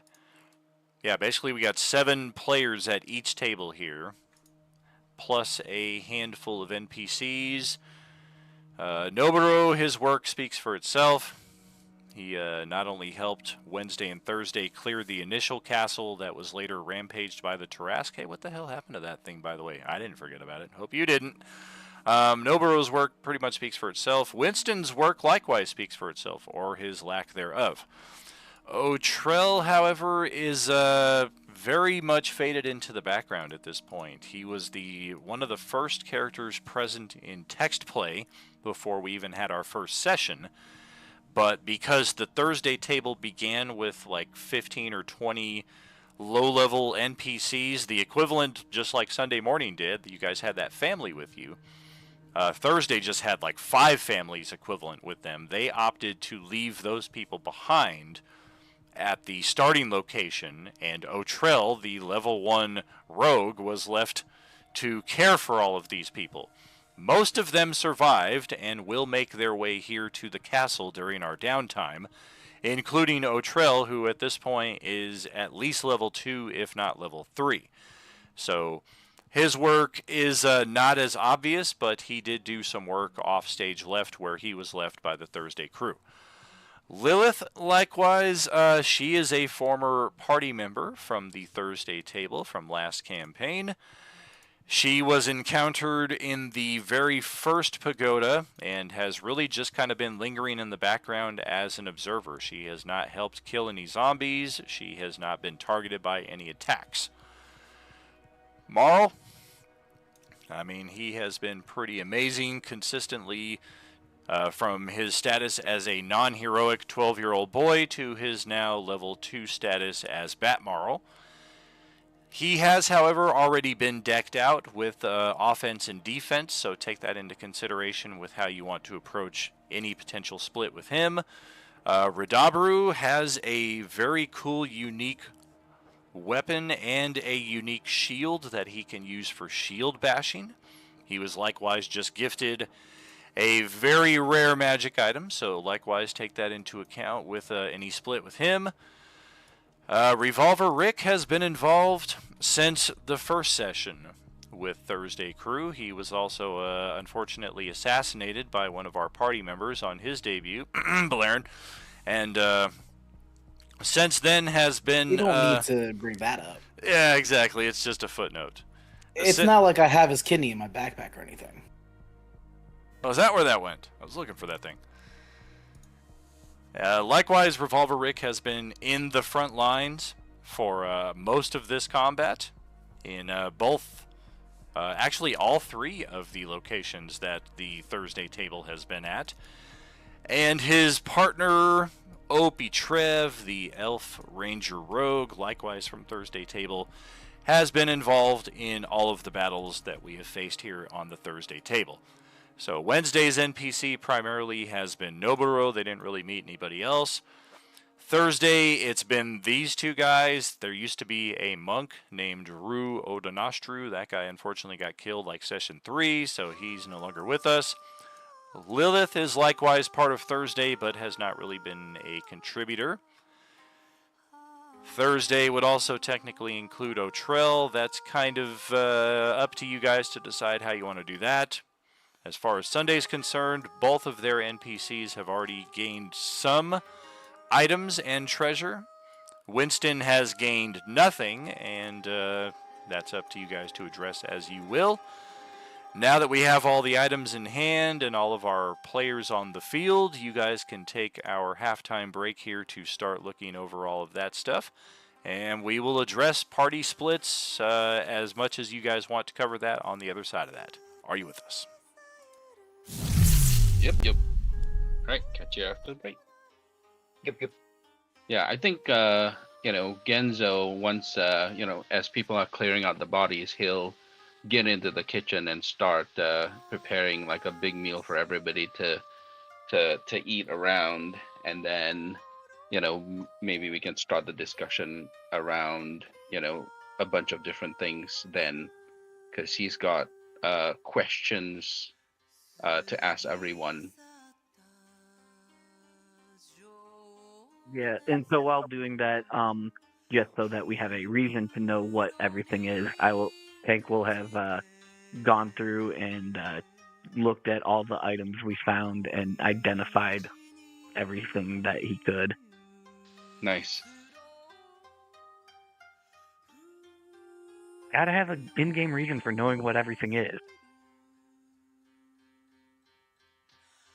Yeah, I mean, I'm almost done with the spreadsheet too. Oh, thank you. Ye Yeah, I think the main thing that Genzo wants to ask is, number one is what is our goal, right? And then, he wants to get collective information around, what we hit the cult of nihilist people with, so that he knows what they're resistant to and what their weaknesses are. Same thing with the zombies, the different classifications, what types and what they're weak against.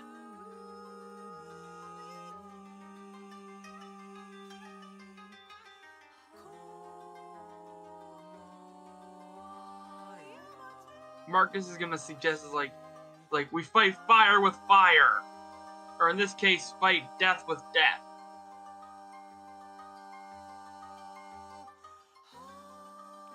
So we turn Marcus into a zombie. Not quite what he meant, but okay. If we that's a turn brilliant Marcus into a zombie, do you think then they would be able to use one of the lightsabers? Is a zombie necessarily evil? I don't know. These are, I'm just thinking out loud here. I mean, we're all scientists here. Let's figure this out. I'm going to post the link to the loot spreadsheet in RU Crew table chat.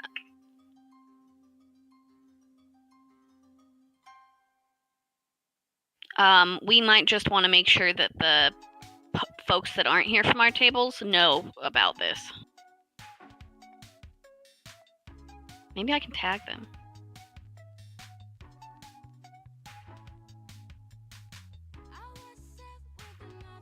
Yeah, if I could get anything, I can. If I could get anything from the loot, I just want to get one of each of the two great flasks. That's it. That may be asking a lot because of how much loot we have and how many folks are at these tables. The +1. So we have Sunday G1, and then what are our other two tables? Thursday? Thursday Crew and Wednesday and Thursday.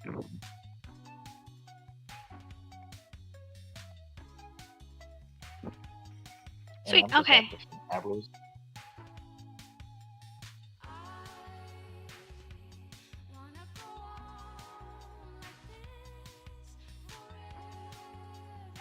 I mean, there's still going to be like two of each flask left if I take just one of each.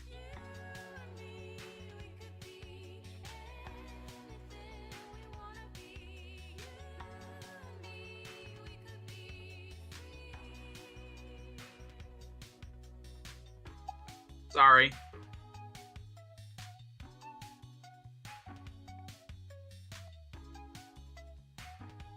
We're in the basement.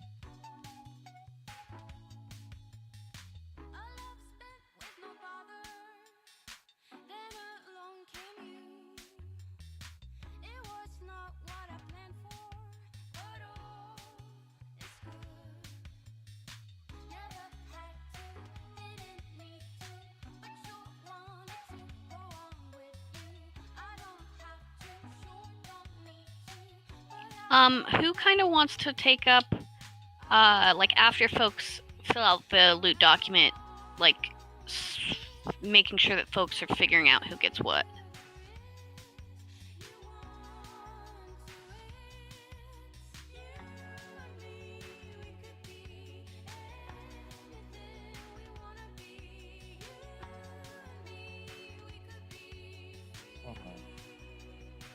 No idea. No worries. Waited for your table already. What about our table? Didn't somebody nominate you to be Oh, the representative? Yeah. Oh, I see what you're saying. Yeah, have the representatives, and then, yeah. Man, we just hit like 300 followers a week ago or so on Twitch, and just tonight we hit 311. That is pretty awesome. Yeah. That is pretty sweet. Yeah, I was a little hesitant to announce the 300 follower celebration because I'm like, well, history's any indication, like I'll get one, then you lose one, then you get two, and then you lose one. Like it's always kind of like a back and forth thing. So when I'm at like 305 or 306 is when I'm like, okay, we've officially hit 300. And just all of a sudden it was like, no, we're not even going to play that game. We're just going to go 1, 2, 3, 4, 5, 11. It was, all right, freaking cool. Unfollow. Heck yeah, 3 new annual subscribers too this week. New Epic subscribers as well. New supporter. You guys are awesome. And you also have the new record for the hype train this week. Right. That's like 2 massive hype trains in the same month. It really is. And it's really good news more than bad news at this point. But I had a little identity theft issue like a month ago, unfortunately, for like the piddliest amount. But I had to get the new debit card process and all that shit. And unfortunately, Dude, same. I was out like $200. It's fucking dumb. Oh man, mine was like literally $15. It was so stupid. Ridiculous. Imagine stealing from poor people. Right, and I was like $15, like whatever. So we switched. I got the new debit and everything, but it came at the perfect time for the subscription payouts to come through for Roleplaying Unlimited. So November, which should have been a really good month with all the new subscriptions, the big hype train we just had, nothing came through. So it all got deferred until December, which now we just had a second huge hype train, and we've also got extra subscriptions as well. So yeah, December's just going to be freaking amazing.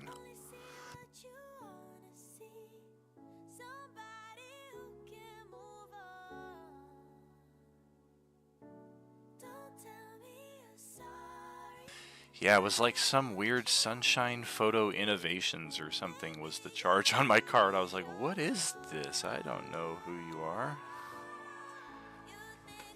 Crazy that they always go for the poor people and never the rich. You never hear about rich people getting identity theft. Yeah, exactly. Somebody tried to buy a bunch of shit on a PlayStation Network with my card. Wow. I was like, bro, come on. I know a millionaire, actually. Come on, man. I heard the worst case for people doing that type of stuff is for the FIFA games. They go in there and buy like all the digital currency packs at the highest. It's so fucking number. pathetic, dude. Go buy like some real shit. I like games, man, but come on. Not even a real game, a digital game. Come on. Fucking spending shit on FIFA. Come on, bro. Go outside.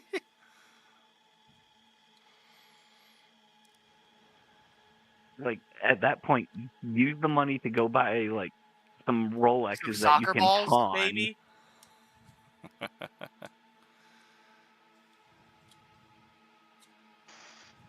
See, y'all are thinking too small. What can I say? I just buy stuff because I like it. I see Bear Dice at books at Barnes & Noble, I'm buying it. No, that's fine, but you don't steal from people to do that, right? I mean, Never he mind. won't No. confess to that.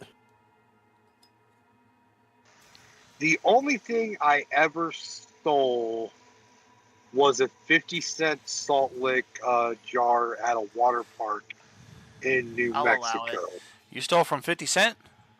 That's No, not not cool. from 50 cents. You stole from 50? I wouldn't steal from 50. You kidding me? Well, he's God. not telling you it was from a literal child. I mean, the guy told you you ain't going to get $1 out of me. The one person I would never want to mess with is the person that got shot 9 times and survived. All right? Yes. And then my old job, there would be boxes that would be broken, and we could take those home. But they said, you aren't marking correctly, so you're stealing. I'm like, no, I'm not. I just don't know how to mark it correctly. Well, start marking correctly. And I was like, keep talking. I had the cleanest truck at my old job as a Schwann's delivery person because they gave you $20 a week to keep it clean. But it's also good at keeping it clean to begin with. I would just wash it real quickly, dry it, and somehow $15 to $17 would go into my own pocket.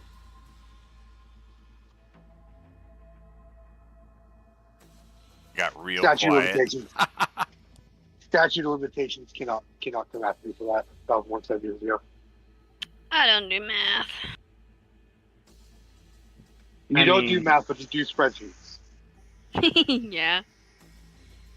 I mean, the Army pays an exorbitant amount to move me from Tennessee to Texas, and knows they paid way more than it cost me to actually move.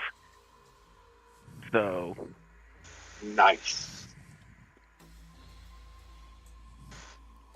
What was the other thing I heard about? Hey, Steven, did you watch that that Mike Tyson and Jake Paul fight? No, I don't like watching rigged fights. So I saw the greatest. It was like the poorest example of Photoshop ever, but that just made it all the more charming. I believe it was the Kevin Nash and Hulk Hogan match from WCW where he just touches him and he goes down for the pin. But of course they Photoshop Jake Paul and Mike Tyson over it. It's just the funniest shit. Oh, damn it! I just reminded myself I have to watch that Netflix documentary about Mr. McMahon. Dude, that was really good. I mean, I didn't want to watch a 6-part documentary. I was not prepared for that much TV, but it is pretty fucking riveting. Dude, no one was prepared for Tiger King, but look what fucking happened. Oh, were you talking about the Vince McMahon documentary or whatever? Yeah, exactly. Dude, that shit was fascinating. Right? Dude, so I haven't watched it yet. I'll probably watch it here in the next weekend or so. But the one thing I'll say, how crazy is it just the timing of events? Because I know basically they started shooting the documentary and they were going through it, and that's when the allegations came out. Yeah. So this is literally like Vince McMahon before all the allegations came out. It's like, yeah, it's pretty cool how that plays into the actual documentary itself. Like, you're kind of like watching the first few episodes, like knowing the allegations, and then the final episode is, and then these allegations came out, and Vince did not want to return for the final round of interviews. It's like, oh, crap. Shocking. Absolutely nobody. Yeah, exactly. I was like, is anybody surprised at this? you know what I think the craziest person to listen to nowadays? Mark Calloway. Since he retired from being the Undertaker, or he'll still show up and stuff like that. But ever since he started his retirement, like some of the stories he tells about back in the days and stuff like that is insane. How about how's he compared to Val Venus though? Well, it was like, I think the funniest story I heard so far was when he had the Godfather on. He's like, Godfather was the only person that he's like, oh, I'm working with him today. Oh, it's going to be a great friggin' day because I'm working with my best buddy. Oh, okay. Well, we are back. Oh, go ahead. Oh, well, I was going to say, well, the base of the story was that the Undertaker had to attack him mid-promo because he was trying to get him to break, and he almost broke. Where he's like, I know the one thing the dead man wants, and that's hoes. So he just had to attack him right there because he was like biting the inside of his cheek to stop him from laughing. Well, we are back in the midst of it here, friends. What are we thinking with some of this this divvy out here? I see that Ari posted and tagged our respective tables, so at the very least, they got no reason to not be aware of what's going on. Of course, their response time as far as interacting right here and now, we probably shouldn't have too many expectations in that respect.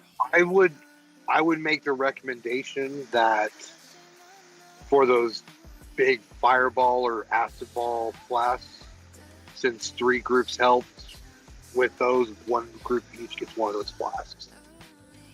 So Wednesday gets a fire and an acid, Sunday gets a fire and an acid, Thursday gets a fire and an acid.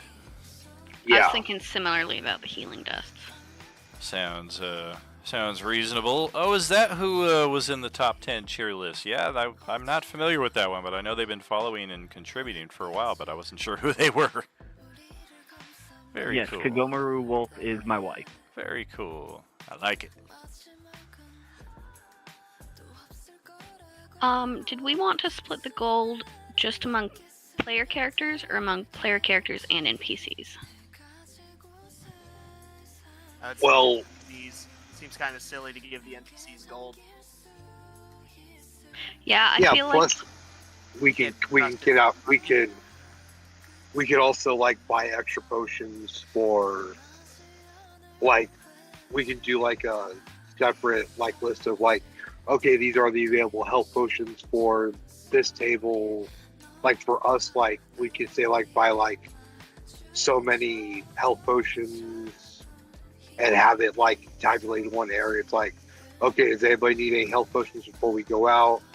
Or we can just put all that type of stuff in the bag of holding to use and distribute later.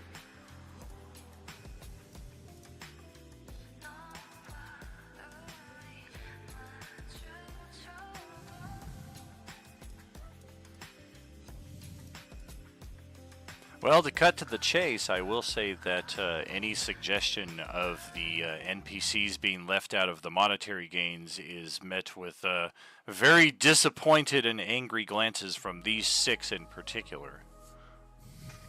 Oh, I'm gonna still give. I'm gonna still throw some change over to tomorrow and Rodobber. It's just I have to have my character sheet open, and so they can buy some stuff they want. Well, Trail hasn't been here. Put him next to Winston. Get him out of there. how many player characters do we have across these 3 tables, and how many NPCs for consideration? 21 players, and I think it's 8 NPCs. I just posted. Counting. Yes. I will say if Revolver Rick and OP Trev, if we don't end up giving NPC share, I will give Revolver Rick and OP Trev some from mine. Like I'll give them 500 each.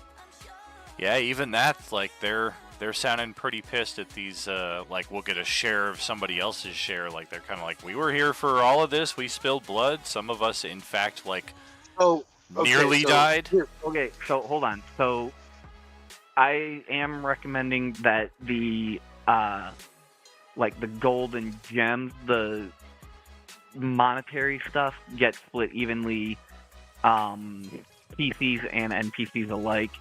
As far as the magical items, I think the representatives from each table should help distribute those. And if someone wants to lay claim to something for one of them, that I think that would probably be okay. But NPC or PCs should definitely get priority as far as the magic items go.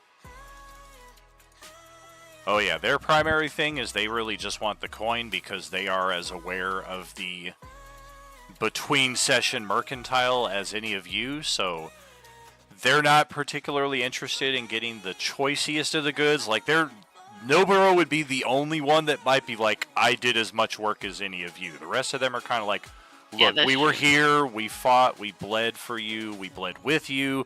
Some of us helped keep some of you stable, some of you helped keep us stable.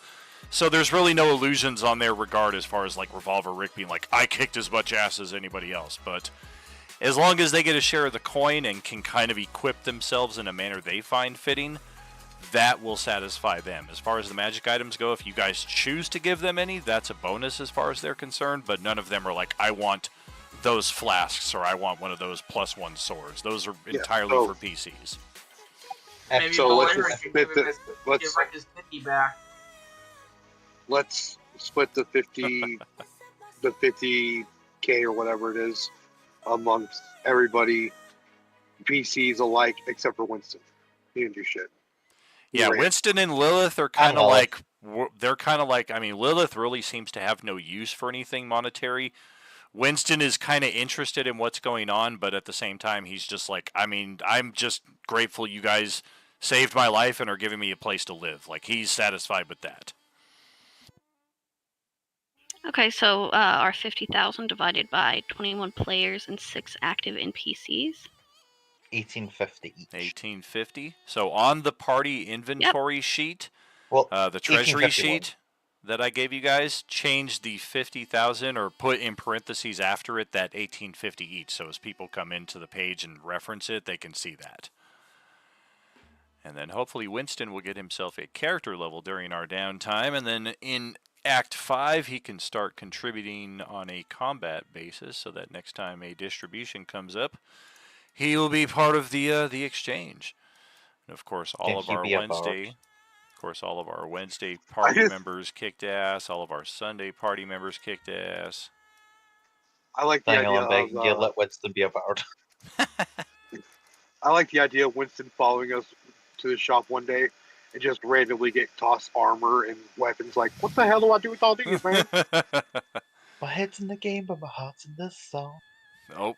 Yes. So the only items that Darbu has is the very rare magic sword and a unique shield. No other magic items. Correct. Even his shield is not magical. It's just it's a unique craftsmanship kind of thing, and he has the proper feats to go along with it, or the proper feat to allow him to use it as a weapon. Otherwise, I mean, even if he chooses not to use the very rare magic item you just gave him, if he tries to liquidate that, like that is a huge chunk of change. Yeah, but the other thing I will say is that I'll have to look at the prices later, and I know that buying stuff for other characters and NPCs doesn't get my discount, but I would still have to look at it, and I'll equip him with at least an armor similar to mine. Oh no, man, I don't wear armor, dude. I got my shell.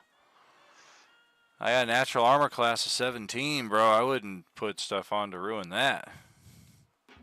Oh, does he have like a unique trait to like kind of like how? That's right, man. I'm a turtle. Hero and a half shell. If you got like bracers of defense, like that might help me out. But I might just buy some of those myself, you know. Yeah, but you could also. Does Moorlander enchant items? Yeah, I heard he does that.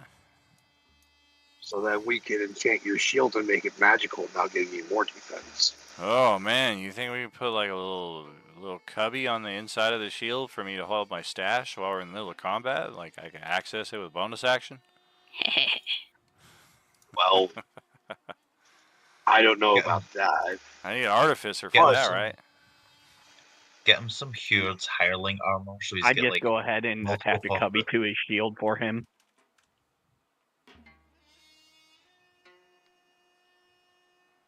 But like other items can help him out, like cloak of displacement can help.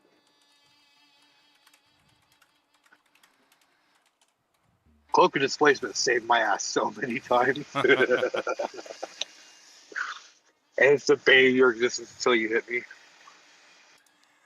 Yeah, I used to find that item pretty OP, but I've kind of made my balancing piece with the attunement items. I'm like, okay, so I'm at disadvantage to hit you until I hit you.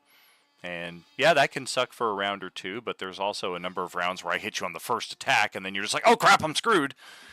And it takes one of your attunement slots. So as you gain higher in level, like obviously you're supposed to get very rare and then legendary magic items. So how useful are those rare items in those upper tiers? I've known people that have kept the Cloak of Displacement all the way till level 20 because it has that utility. But there's so many good very rare and legendary magic items and only so many attunement slots that I feel at least 50% of the time people are going to just eventually swap out of that item. So it's like a cool survival utility for the mid-tier levels, but after that, maybe you replace it or gift it to another character. Either way, it's bitchin'. That's probably something I'll end up doing. If not, I can sell it back to the shop for half value. Oh yeah, combined with the Abjuration Wizard stuff for a Coelatem, that thing was a bitch. That's why Nihilus or Nihilus didn't have True Sight, but those Breath Drinkers with their True Sight, that was a fucking pain in the ass. And what else? What other? I miss my Breath Drinkers. I think I'll go ahead and take a small bonus action and just start shifting the colors of my armor. You doing what with the colors on your armor? My armor, it's the glamour stud leather armor. So Okay. I think I'm not sure it's once a day or something, but I'll look into it real quick. Right. So we got the coin divvies. We know for a fact that each table is going to get these consumables, and by the same extension, there's 3 tables and there's 3 longswords. Are you guys going to divide 1 longsword per table? I know there's only 2 short swords, so that doesn't divide as equally, but... I need something, y'all. I'm level 4. I don't have a single magic item besides my DM-issued night vision goggles. I need some help out here. DM issued night vision goggles. I got these night vision goggles. So I will say, I think dividing amongst the tables would probably be best. However, if there's not enough interest from one table on the spreadsheet, I think that it would be okay if like 2 of them went to a table, or heck, if Wednesday doesn't want any of the long swords, and whatnot, then I think that it would be all right if we just figure out who wants what, and between the representatives figure out what would be the most fair way to divide things. Definitely, and keep in mind also the between session merchant as well. I mean, if everybody's getting close to 2,000 gold, that's a good chunk of change towards some uncommon item upgrades, or a good nest egg in the bank towards getting some rare items at some point as well. Because we do have all common, uncommon, and rare magic items available for purchase. Between session, you just got to go to that channel, click on the pins, check out the spreadsheet that Westy and I put together, and it's about as convenient as you can make it. Because yeah, we'll find items in the field like this, but divvying them out may not always be as easy as just acquiring things that are more uniquely suited to your design. Is it okay? Is it okay if I leave? I'm kind of tired, and I haven't had a very good day today. I hear you, buddy. Feel free to clock out, man. Have a good one. I'm sorry. Thank you. All good. Hey, turn out your pockets before you go. Did you take that legendary whatever? Oh, he took the Radiant Mine. Get him.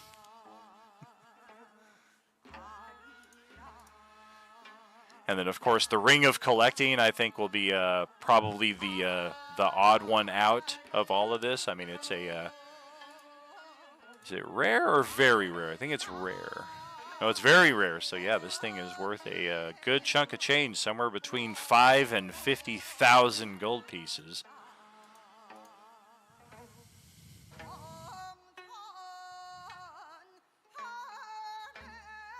So, just from being able to have fought with pretty much everyone and gotten to know pretty much everyone, Tank will realize that the ring itself would probably be best suited for Genzo if he wants it. Genzo bows and says, "I am much honored, but I am already laden with things that require my attunement." Sorry, I already got too much treasure. That's pretty much what I just heard. That's what I heard. Yep. Got that annual sub, so he's got an extra attunement slot too, and he still doesn't have any space. Same. Well, it's because he drew that card once. Wait. Oh yeah. Yeah. Annuals have 4 attunement spots. Annuals get 4. If you're a double annual, you'll have 5, but that doesn't unlock until later on. I did not know that. I've always been playing with 3. God damn it!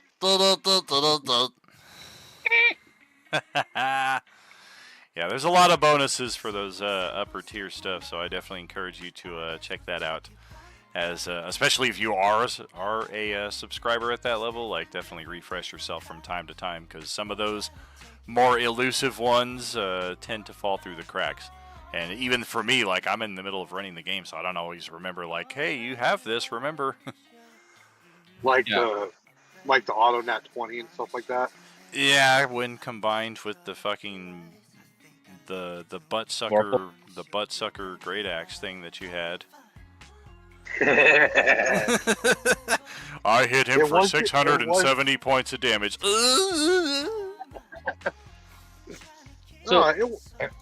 So Genzo will be asked, after he's cooked for everybody and gathered them around the table. What's he cooking? Just all sorts of stuff. Whatever he's finding, he's basically, I think for simplicity's sake, he's probably just making this massive pot of stew and, some kind of like starch. And then basically, ladling it out to people. But what he's interested in, I think, is he will say, what is our goal? Are we going to be helping this Aji? Do we all wish to stay here? Are we going to explore? Are we going to destroy all the zombies? I think it's impossible to destroy every zombie. I would say looking I for think our priority goal would be to figure out exactly what caused the circumstances that brought us all to this realm, and either fix it so that those who do wish to go back to their known home can, and those who possibly even use it for those who wish to travel even further to other realms could possibly take advantage of that, as well as do our best to rid this realm of these interesting zombies.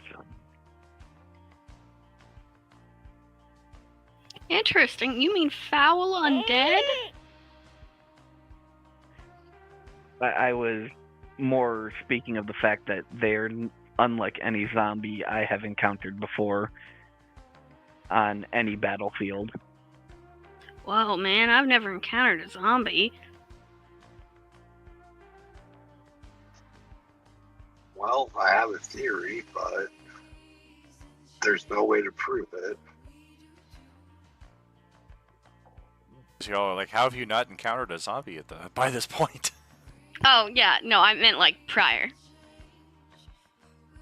These are the only zombies I've ever known, man. All right. If that is the case, then I think it would be important for us to figure out what our combined resources are able to do to further our goal. Which brings me to the cultists. Now, we have fought them. We know that they can fly, but there are weaknesses and strengths that they have. Do you all know what they are? They worship something that's hopefully dead. And his whole purpose was to devour the galaxy. So it is important for us to stop them. Now, they have very interesting weapons. But they also have abilities that are very powerful.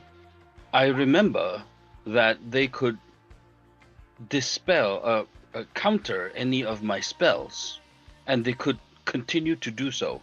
Did you experience this? Yes, I did notice that. I also do know that these weapons can only be used by one who is evil, yet they seem to be sealed by radiant sources of attack, which is uncommon for evil beings. Understood. So, yes, it is also something I have noticed. They heal when I use radiant damage, which means my sunsword is not going to be very good against them. I think also they resisted force damage. Have you experienced this? They resisted all forms of elemental damage that I saw them get used with, including ones that they use themselves, because I am able to absorb a elemental damage and send it back to someone, and they did not take as much damage as they should have when I used their lightning on them. Now, I remember casting Chill Touch, which is necrotic. It seems that they do not resist that.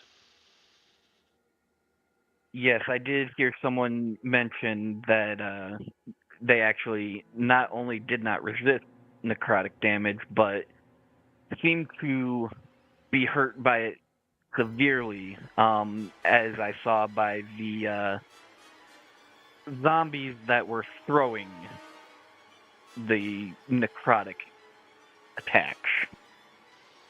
So They were if we, savage.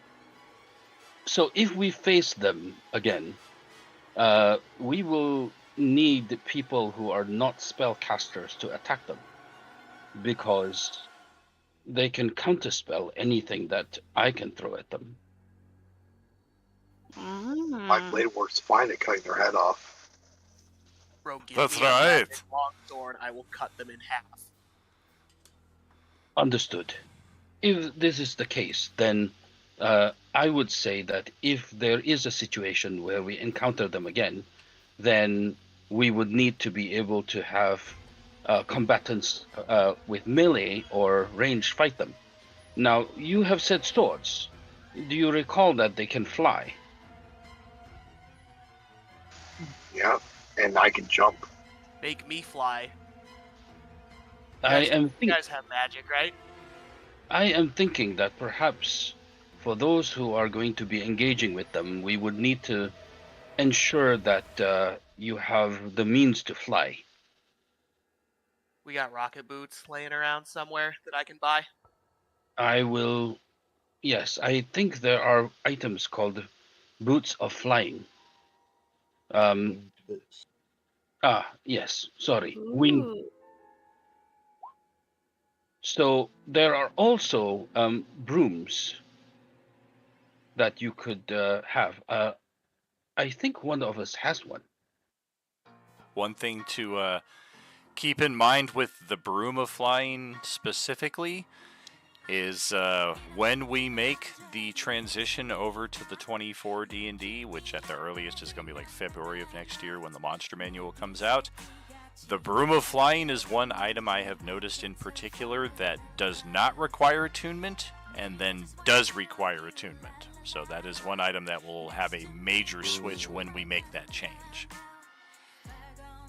As for right now, won't require attunement, but if you're going to pick it up now, anticipate saving an attunement slot for that point in time when all of a sudden it's like, damn, this thing isn't quite as useful as it used to be.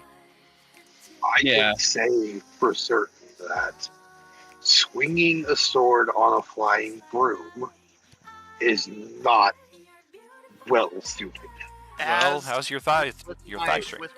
With my marine background, I have proficiency in vehicles. Does that help me at all with mounted combat? Yeah, I would definitely say so, but typically I don't impose any negatives on people using magic items to gain flight speed. Like, you've already compensated for gravity, I'm not going to F you over and be like, haha, now you don't know how to fight up here. Like, no, once you've broached that obstacle, you're good to go. I think Bon on a magic flying broom fighting Sith acolytes is a really funny image. Yes, indeed. There is How, like a mounted combatant feat of its own as well, but I believe that's like more for actual mounts, like if you get a flying steed or a horse or something like that. Broom How, combat, I wouldn't qualify. how many of you require such an item? A Vaughn flight? obviously raises his hand. I'm Well, trying like, to well, determine if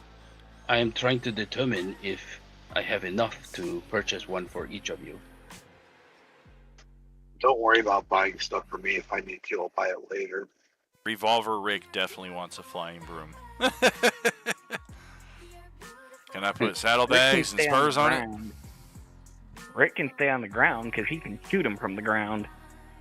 Matter of Yeah, but fact, it's- speaking of that, I'm going to want to learn how to make those weapons because having seen them, I would be proficient now as part of the artificer's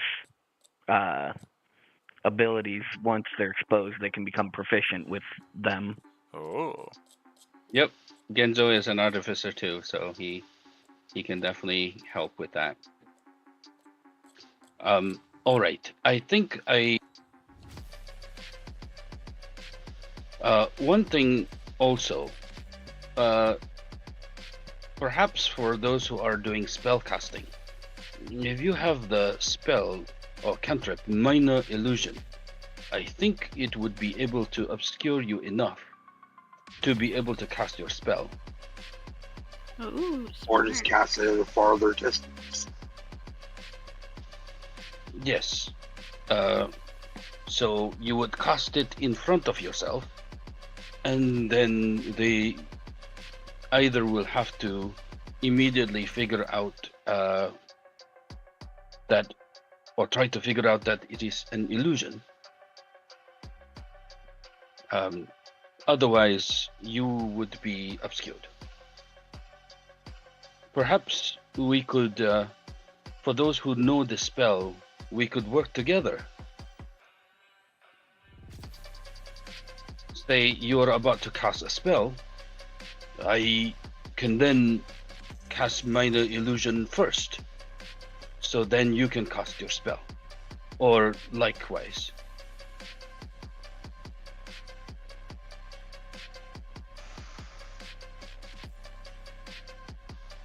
I will speak with with you all separately on this matter.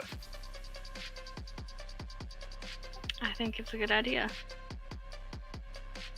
Sounds There like was- a sound tactic. There was a sending stone. What information did you get from that? Not very much. They claim to understand victory and defeat in a way that we do not, and deemed their attack here as victory, even though we very much destroyed several of their members.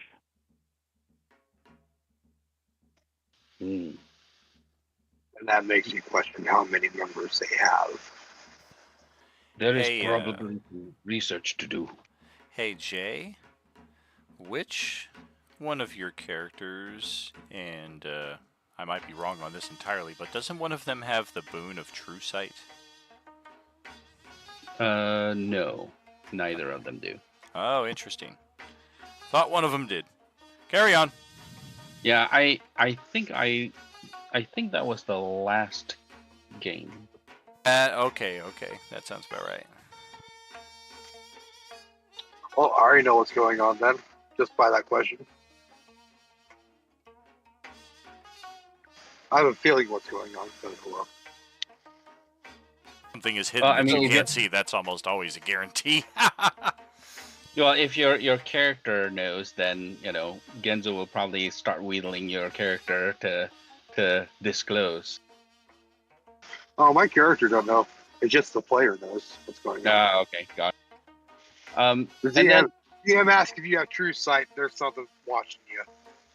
Yeah. Well, at that point, then he'll turn over and say, unless there's anything more to that, Perhaps we can speak about the zombies. There are a few kinds.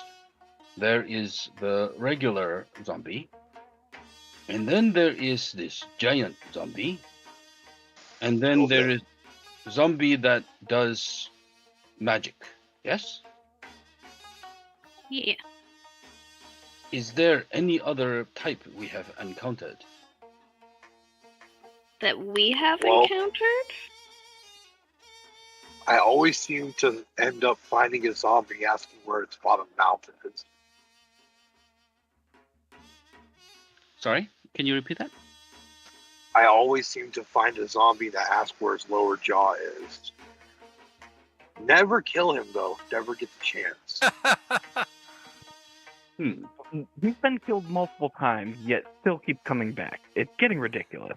Yeah, he dropped a freaking bombshell last week, though. It was great. He was like, I may be missing half my face, but I still have all of my brain. So it was a unique zombie? Probably, but the only thing I can tell for sure is that some of the zombies, if they drop you, that's when they latch on and try to infect you. Other ones don't do that. The one that was throwing necrotic blasts, I believe he dropped Tawny Paw, but instead of going in for the bite, he decided to continue his attack elsewhere.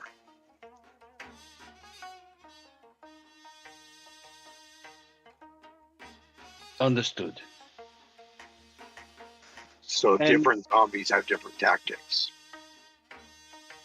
We also encounter a friend who I think is infected. Did you kill her?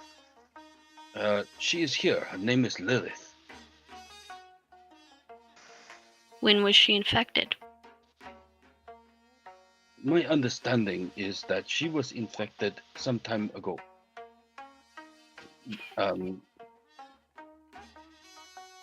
Let me check my notes. And does she appear does she have symptoms? Oh, That's shoot. her right Actually, there. you know what? She's here on the map with us. Actually, you know what? Wrong Oh. character. Jax was the one who encountered her, so Genzo has nothing on this. Well, we could talk to her. Does she talk? Yeah, he might actually say, I think I saw a zombie over there that is protected by some of the other people here. Perhaps we can talk to her and ask her for more information. A sentient zombie. Whoa. Are they PC or NPC? NPC. Used to be a PC in the last campaign. Okay. This campaign, she's playing Celestiana over here.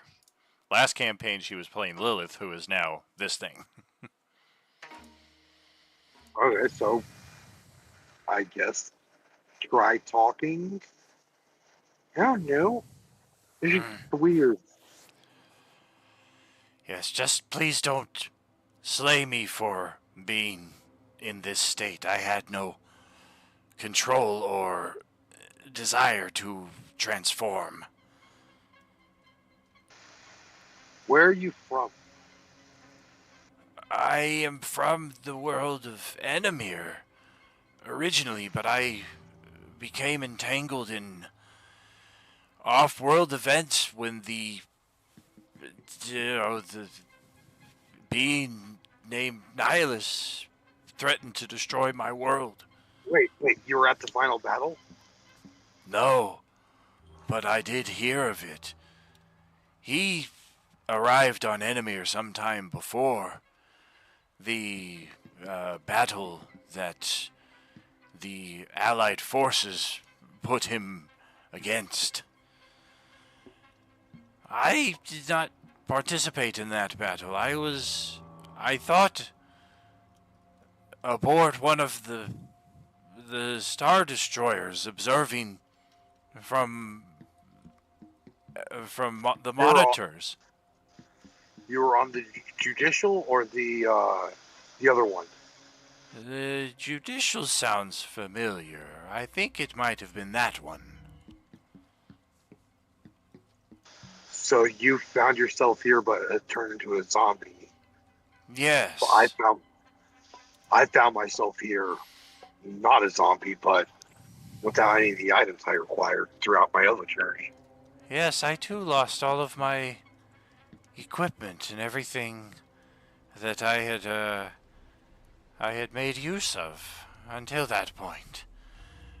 It was as if suddenly time ceased to exist, and then I ceased to exist, and then I came to in this form, in the pagoda that was eventually leveled with the earthquake.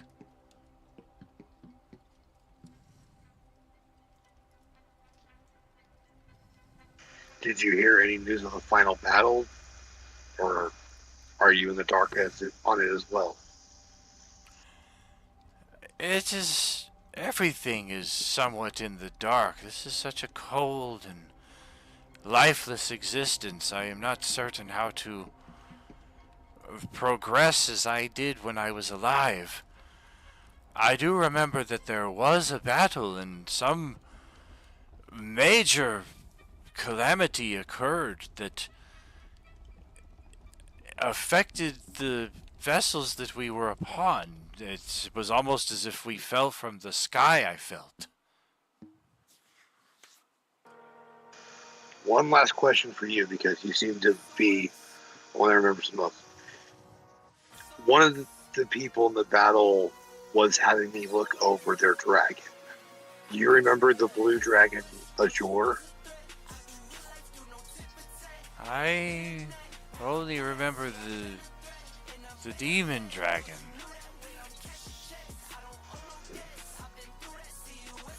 Have a good night, Dave. We will definitely save you a sword or acquire you one, it looks like. Right on. See you guys. Peace out, brother. Have a good one.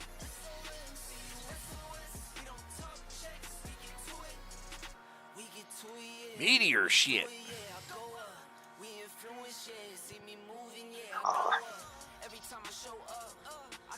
Well,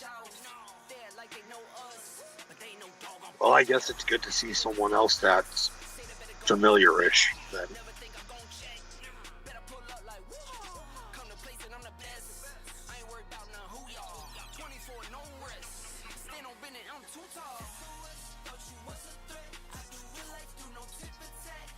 Are there anything else that we want to speak about with about the zombies? Oh, when my group first got into the city,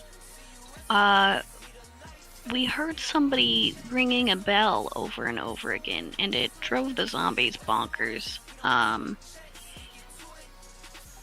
Have y'all found out anything about that? We were going to go check it out, but then the ringing stopped. Moorlander shows up. Hi. Yeah, that was me. Asshole. Oh shit, where'd you come from? You broke ourselves like 5 times more, Lander. Somebody summoned me, I think. But yes, I too was brought here unexpectedly, like some of you, from the encounter with the Nihilus devil. I was robbed of my inventory by the Daimyo Isano, and some of you did me a service in putting him down and retrieving my inventory for me. As such, I am indebted to you to provide my services as you require them, and once you, if you are able to acquire the necessary Beskar scraps throughout your journeys, i.e. lurk and engage on Twitch and acquire those channel points, we will eventually unlock a greater surplus of inventory, i.e. the very rare items.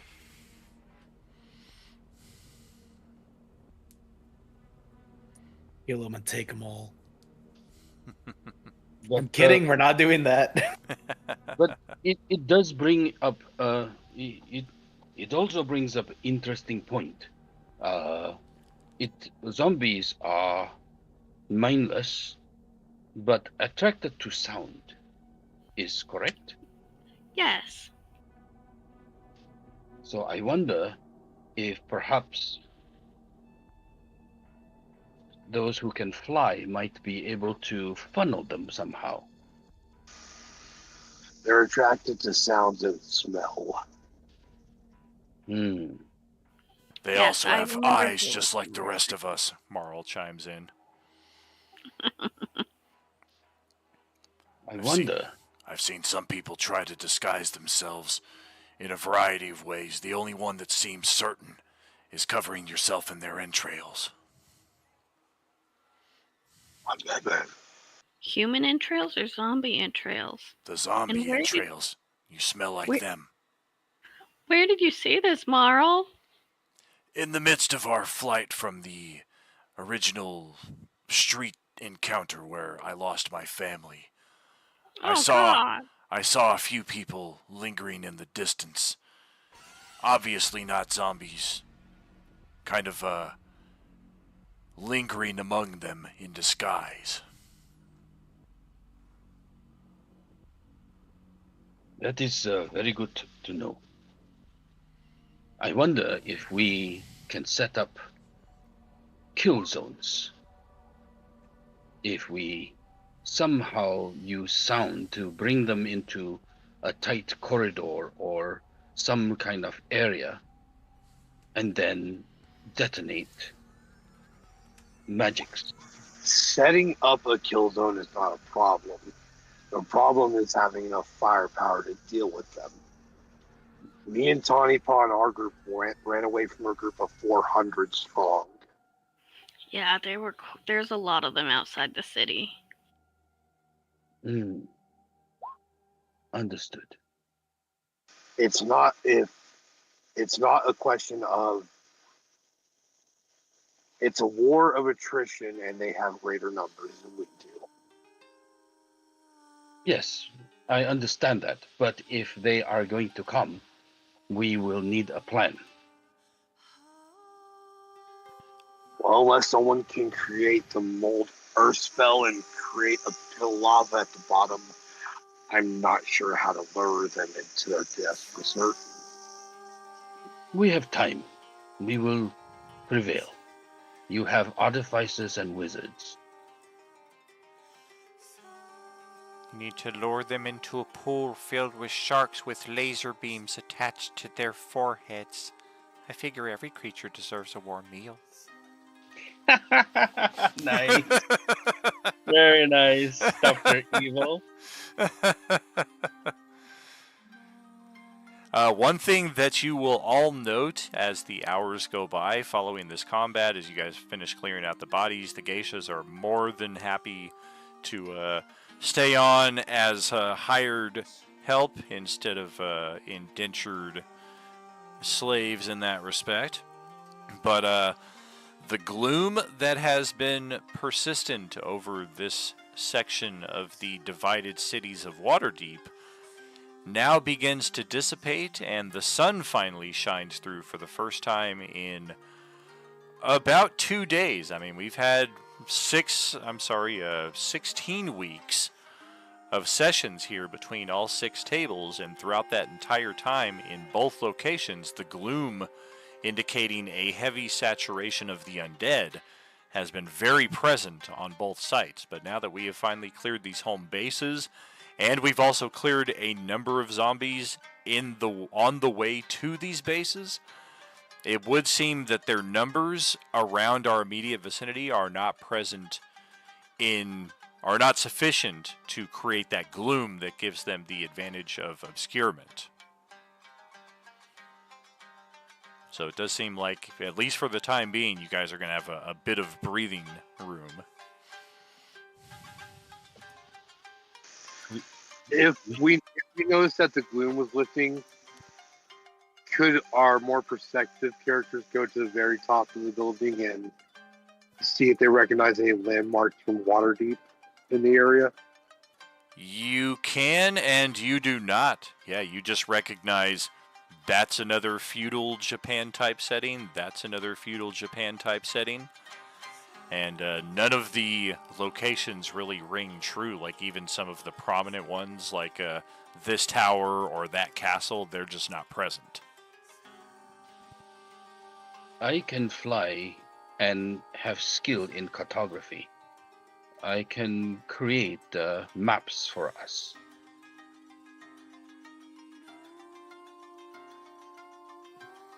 That would probably be useful later on. I think we should definitely work on getting those made. If there is another attack coming, how will we defend ourselves? I think perhaps that is my first concern. This castle has many, many entrances. So destroy some of them and block some off. Problem solved. Are there walls around this castle? I mean, the walls themselves are like these areas right here, and keep in mind that you've got numerous barred sections here, which allow you guys to kind of control the tone of combat from a rather defensive location. Likewise, this area here is a bridge that overlooks the front entry, so you can have people kind of attacking from an elevated position. Almost every room has some sort of barred windows that you guys can kind of mount up some form of defense, and they're very sturdy, so while these do offer opportunities for zombies to potentially break in, once they're inside of the walls. Like, they got to break through another set of bars just to get into your yard. And likewise, while there are numerous entries into the castle itself, this is it right here. If you guys control this, there's really no way anybody's getting into the yard over here, unless they can scale the wall. That's another detail that's kind of overlooked, but if you guys note the stonework here, it is at a very steep slope that elevates a good 15-20 feet. So people scaling these so that they're even able to break these windows, or I'm sorry, these bars, is going to be very unlikely. Like, you're going to need like a buff Spider-Man to scale up here and break through those bars. So it's really just the one entrance, because yeah, these steep walls, they go all the way around the entire castle here. This is a very, very fortified location. Control Then this, you pretty much got it. We will work together to find out what manner of magics would serve best. I've heard that druids have spell that will shred anything that walks past it. That might be very good to place in front. Whoa, brutal.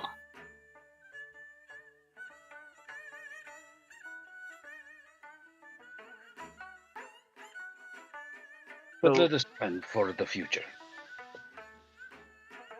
So Tank is actually starting to get curious about Mistress Ivy's control over time, and the fact that she seemed to pop most everybody in and out of time during combat except for himself. And so he's going to approach her and ask about that.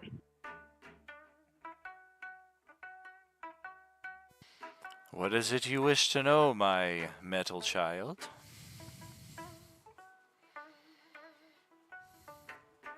I'm curious as to why I am the only one you did not capture in your time voids, or however you want to, whatever you want to call them, and why I was chosen to fight throughout the entire duration of this siege. Oh, that is quite simple, because you alone of everyone belong in this space and time. My aura does not affect you as it does others.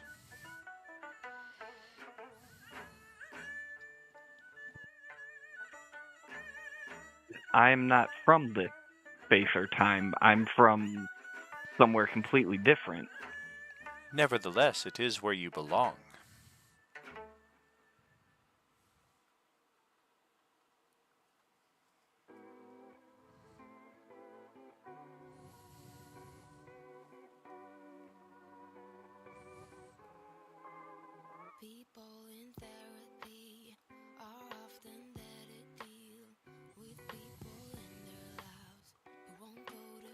Not quite sure how to respond.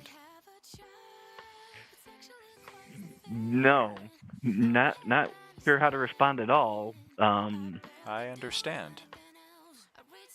This is uncharted waters for all of us.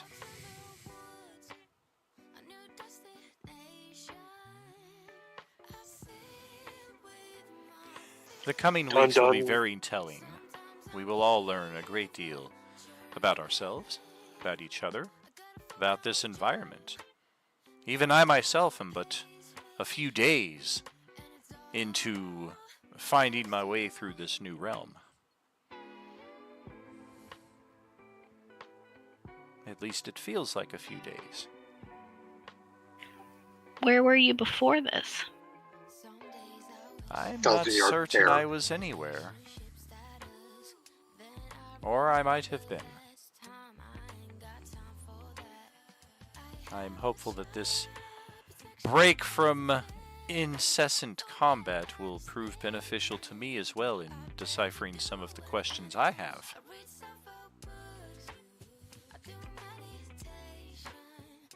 Whoa, yeah, shoot. And again, I do plan to use a great deal of this upcoming reprieve to hopefully unweave these chaos energies that have trapped us all in this place. And in so doing, fix what has been broken.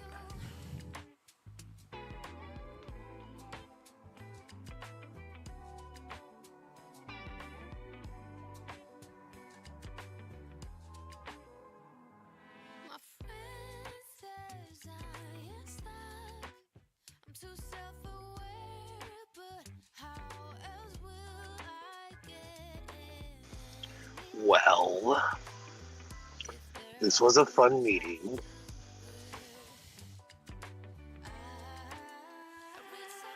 Yes, indeed, friends. We are creeping up on the tail end of it here. I know we've gotten a lot of our questions out. We've had a lot of logistical time, which can get a little draining, but I know it is also something that we were on both sides of the coalescence desperately in need of after having gone through so many sessions of just combat after combat. And oh god, thankfully we at least found time for a long rest, but as soon as we wake up the next morning, combat. And there's a lot of fun to that as well. I mean, you're playing with most of the mechanics of the game that the game is designed for. But we've got our social interactions here as well. We've got some mysteries and some storylines to resolve. And a few more minutes here for you guys to control the pace and the narrative here before we close out our 2024.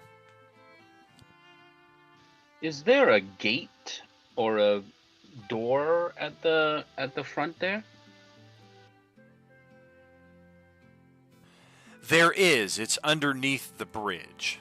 But yeah, it is a pretty sturdy gate. Okay. Yeah, it's a double. It would like separate right here at this point, and it's a double gate. And it's 15 feet wide, right? Correct. 15 feet wide, like 12 feet high. Oh man, you could just wedge the tiny hut right in there and nothing will get through.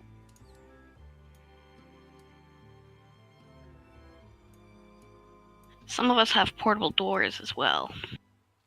Very nice.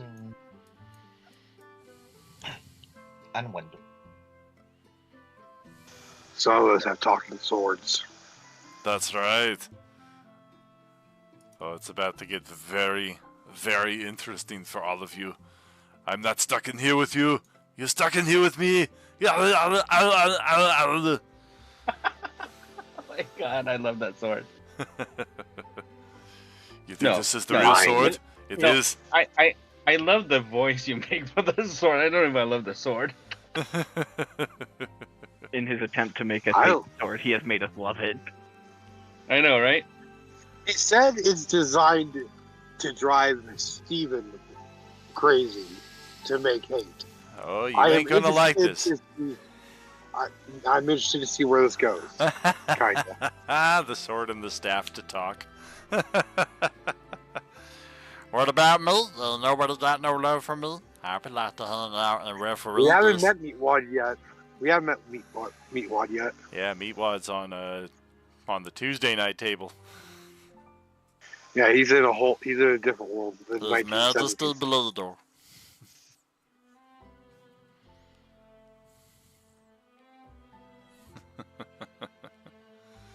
I'm just excited to finally have my Field Defender back.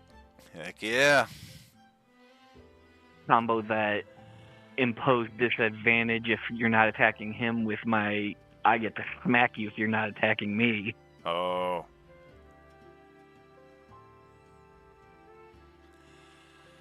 Yeah, we definitely have some a lot of new abilities between all of our different characters here for the adventure coming up.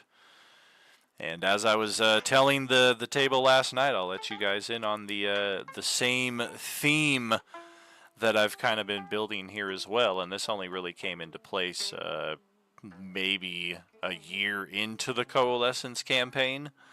So, but as the story began to evolve and I kind of started seeing the bigger picture for what I wanted it to become, I was like, okay, well, we are in the first trilogy of 3 trilogies, which that is an instant identifier right there.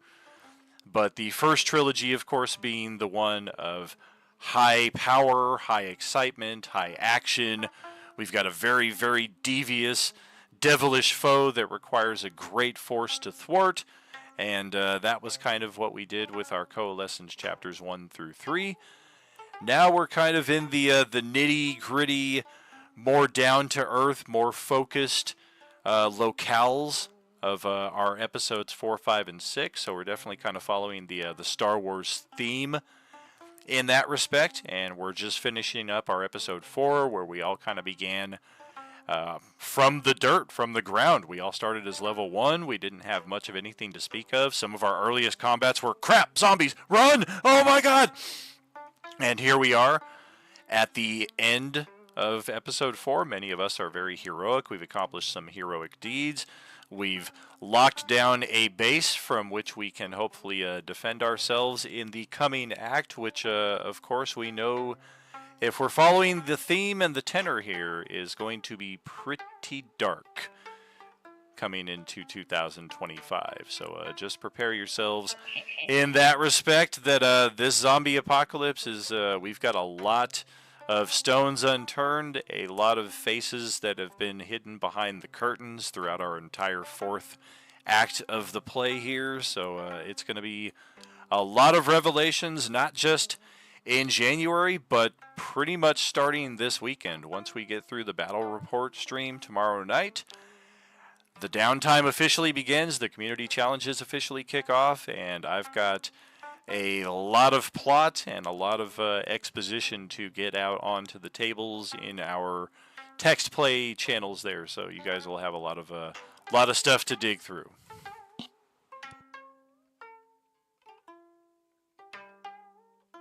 Woo! We're looking forward to it. Yeah, sounds really, really fun. Hell yeah. I concur, friends, and I would like to thank you, as always, for being here as the reason that all of this exists. Otherwise, this is really just a story in my head that, at best, knowing my history with trying to write novels or screenplays, will get a solid first and second chapter and then go into a file on the hard drive and never to be touched again. So with this interactive nature, it gives the necessary drive to keep moving forward and not sitting in that first act and trying to revise the plot and make it perfect. No, you just keep going forward. And what works, works. What doesn't work, you can hopefully erase at some point throughout the process and make it something better. And I think that's what we've done here, especially with Coalescence Chapter 4.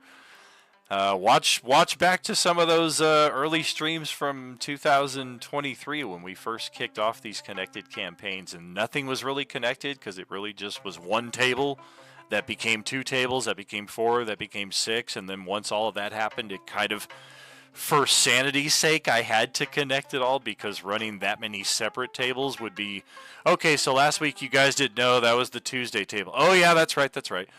So that connectivity became essential, but also became a very cool story driving element for all of our chapters going forward as well.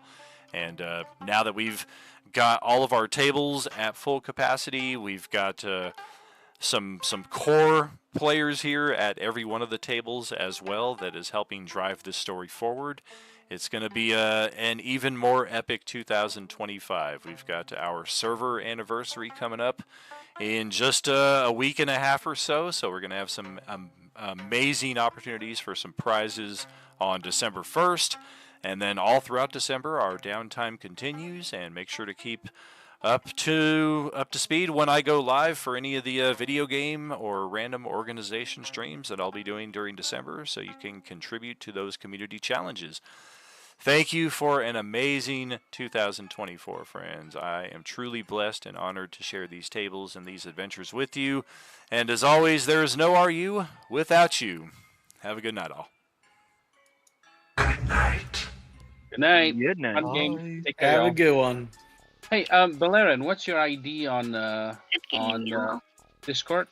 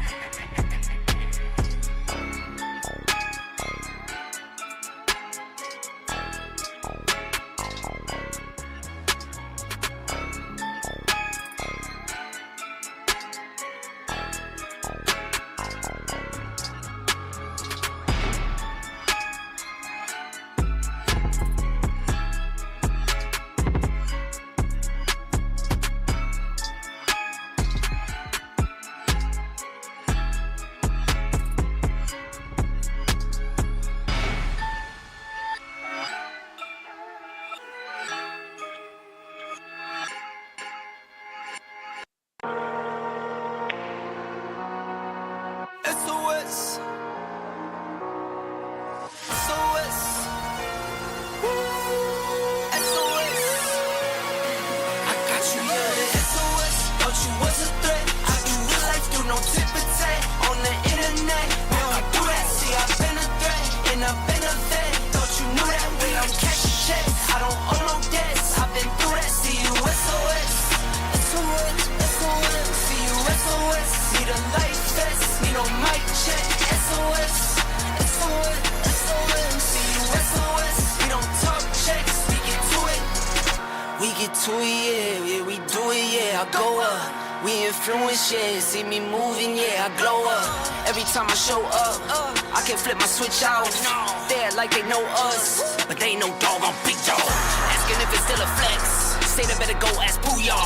Never think I'm gon' check. Better pull up like woo. Come to place and I'm the best. I ain't worried about none who y'all.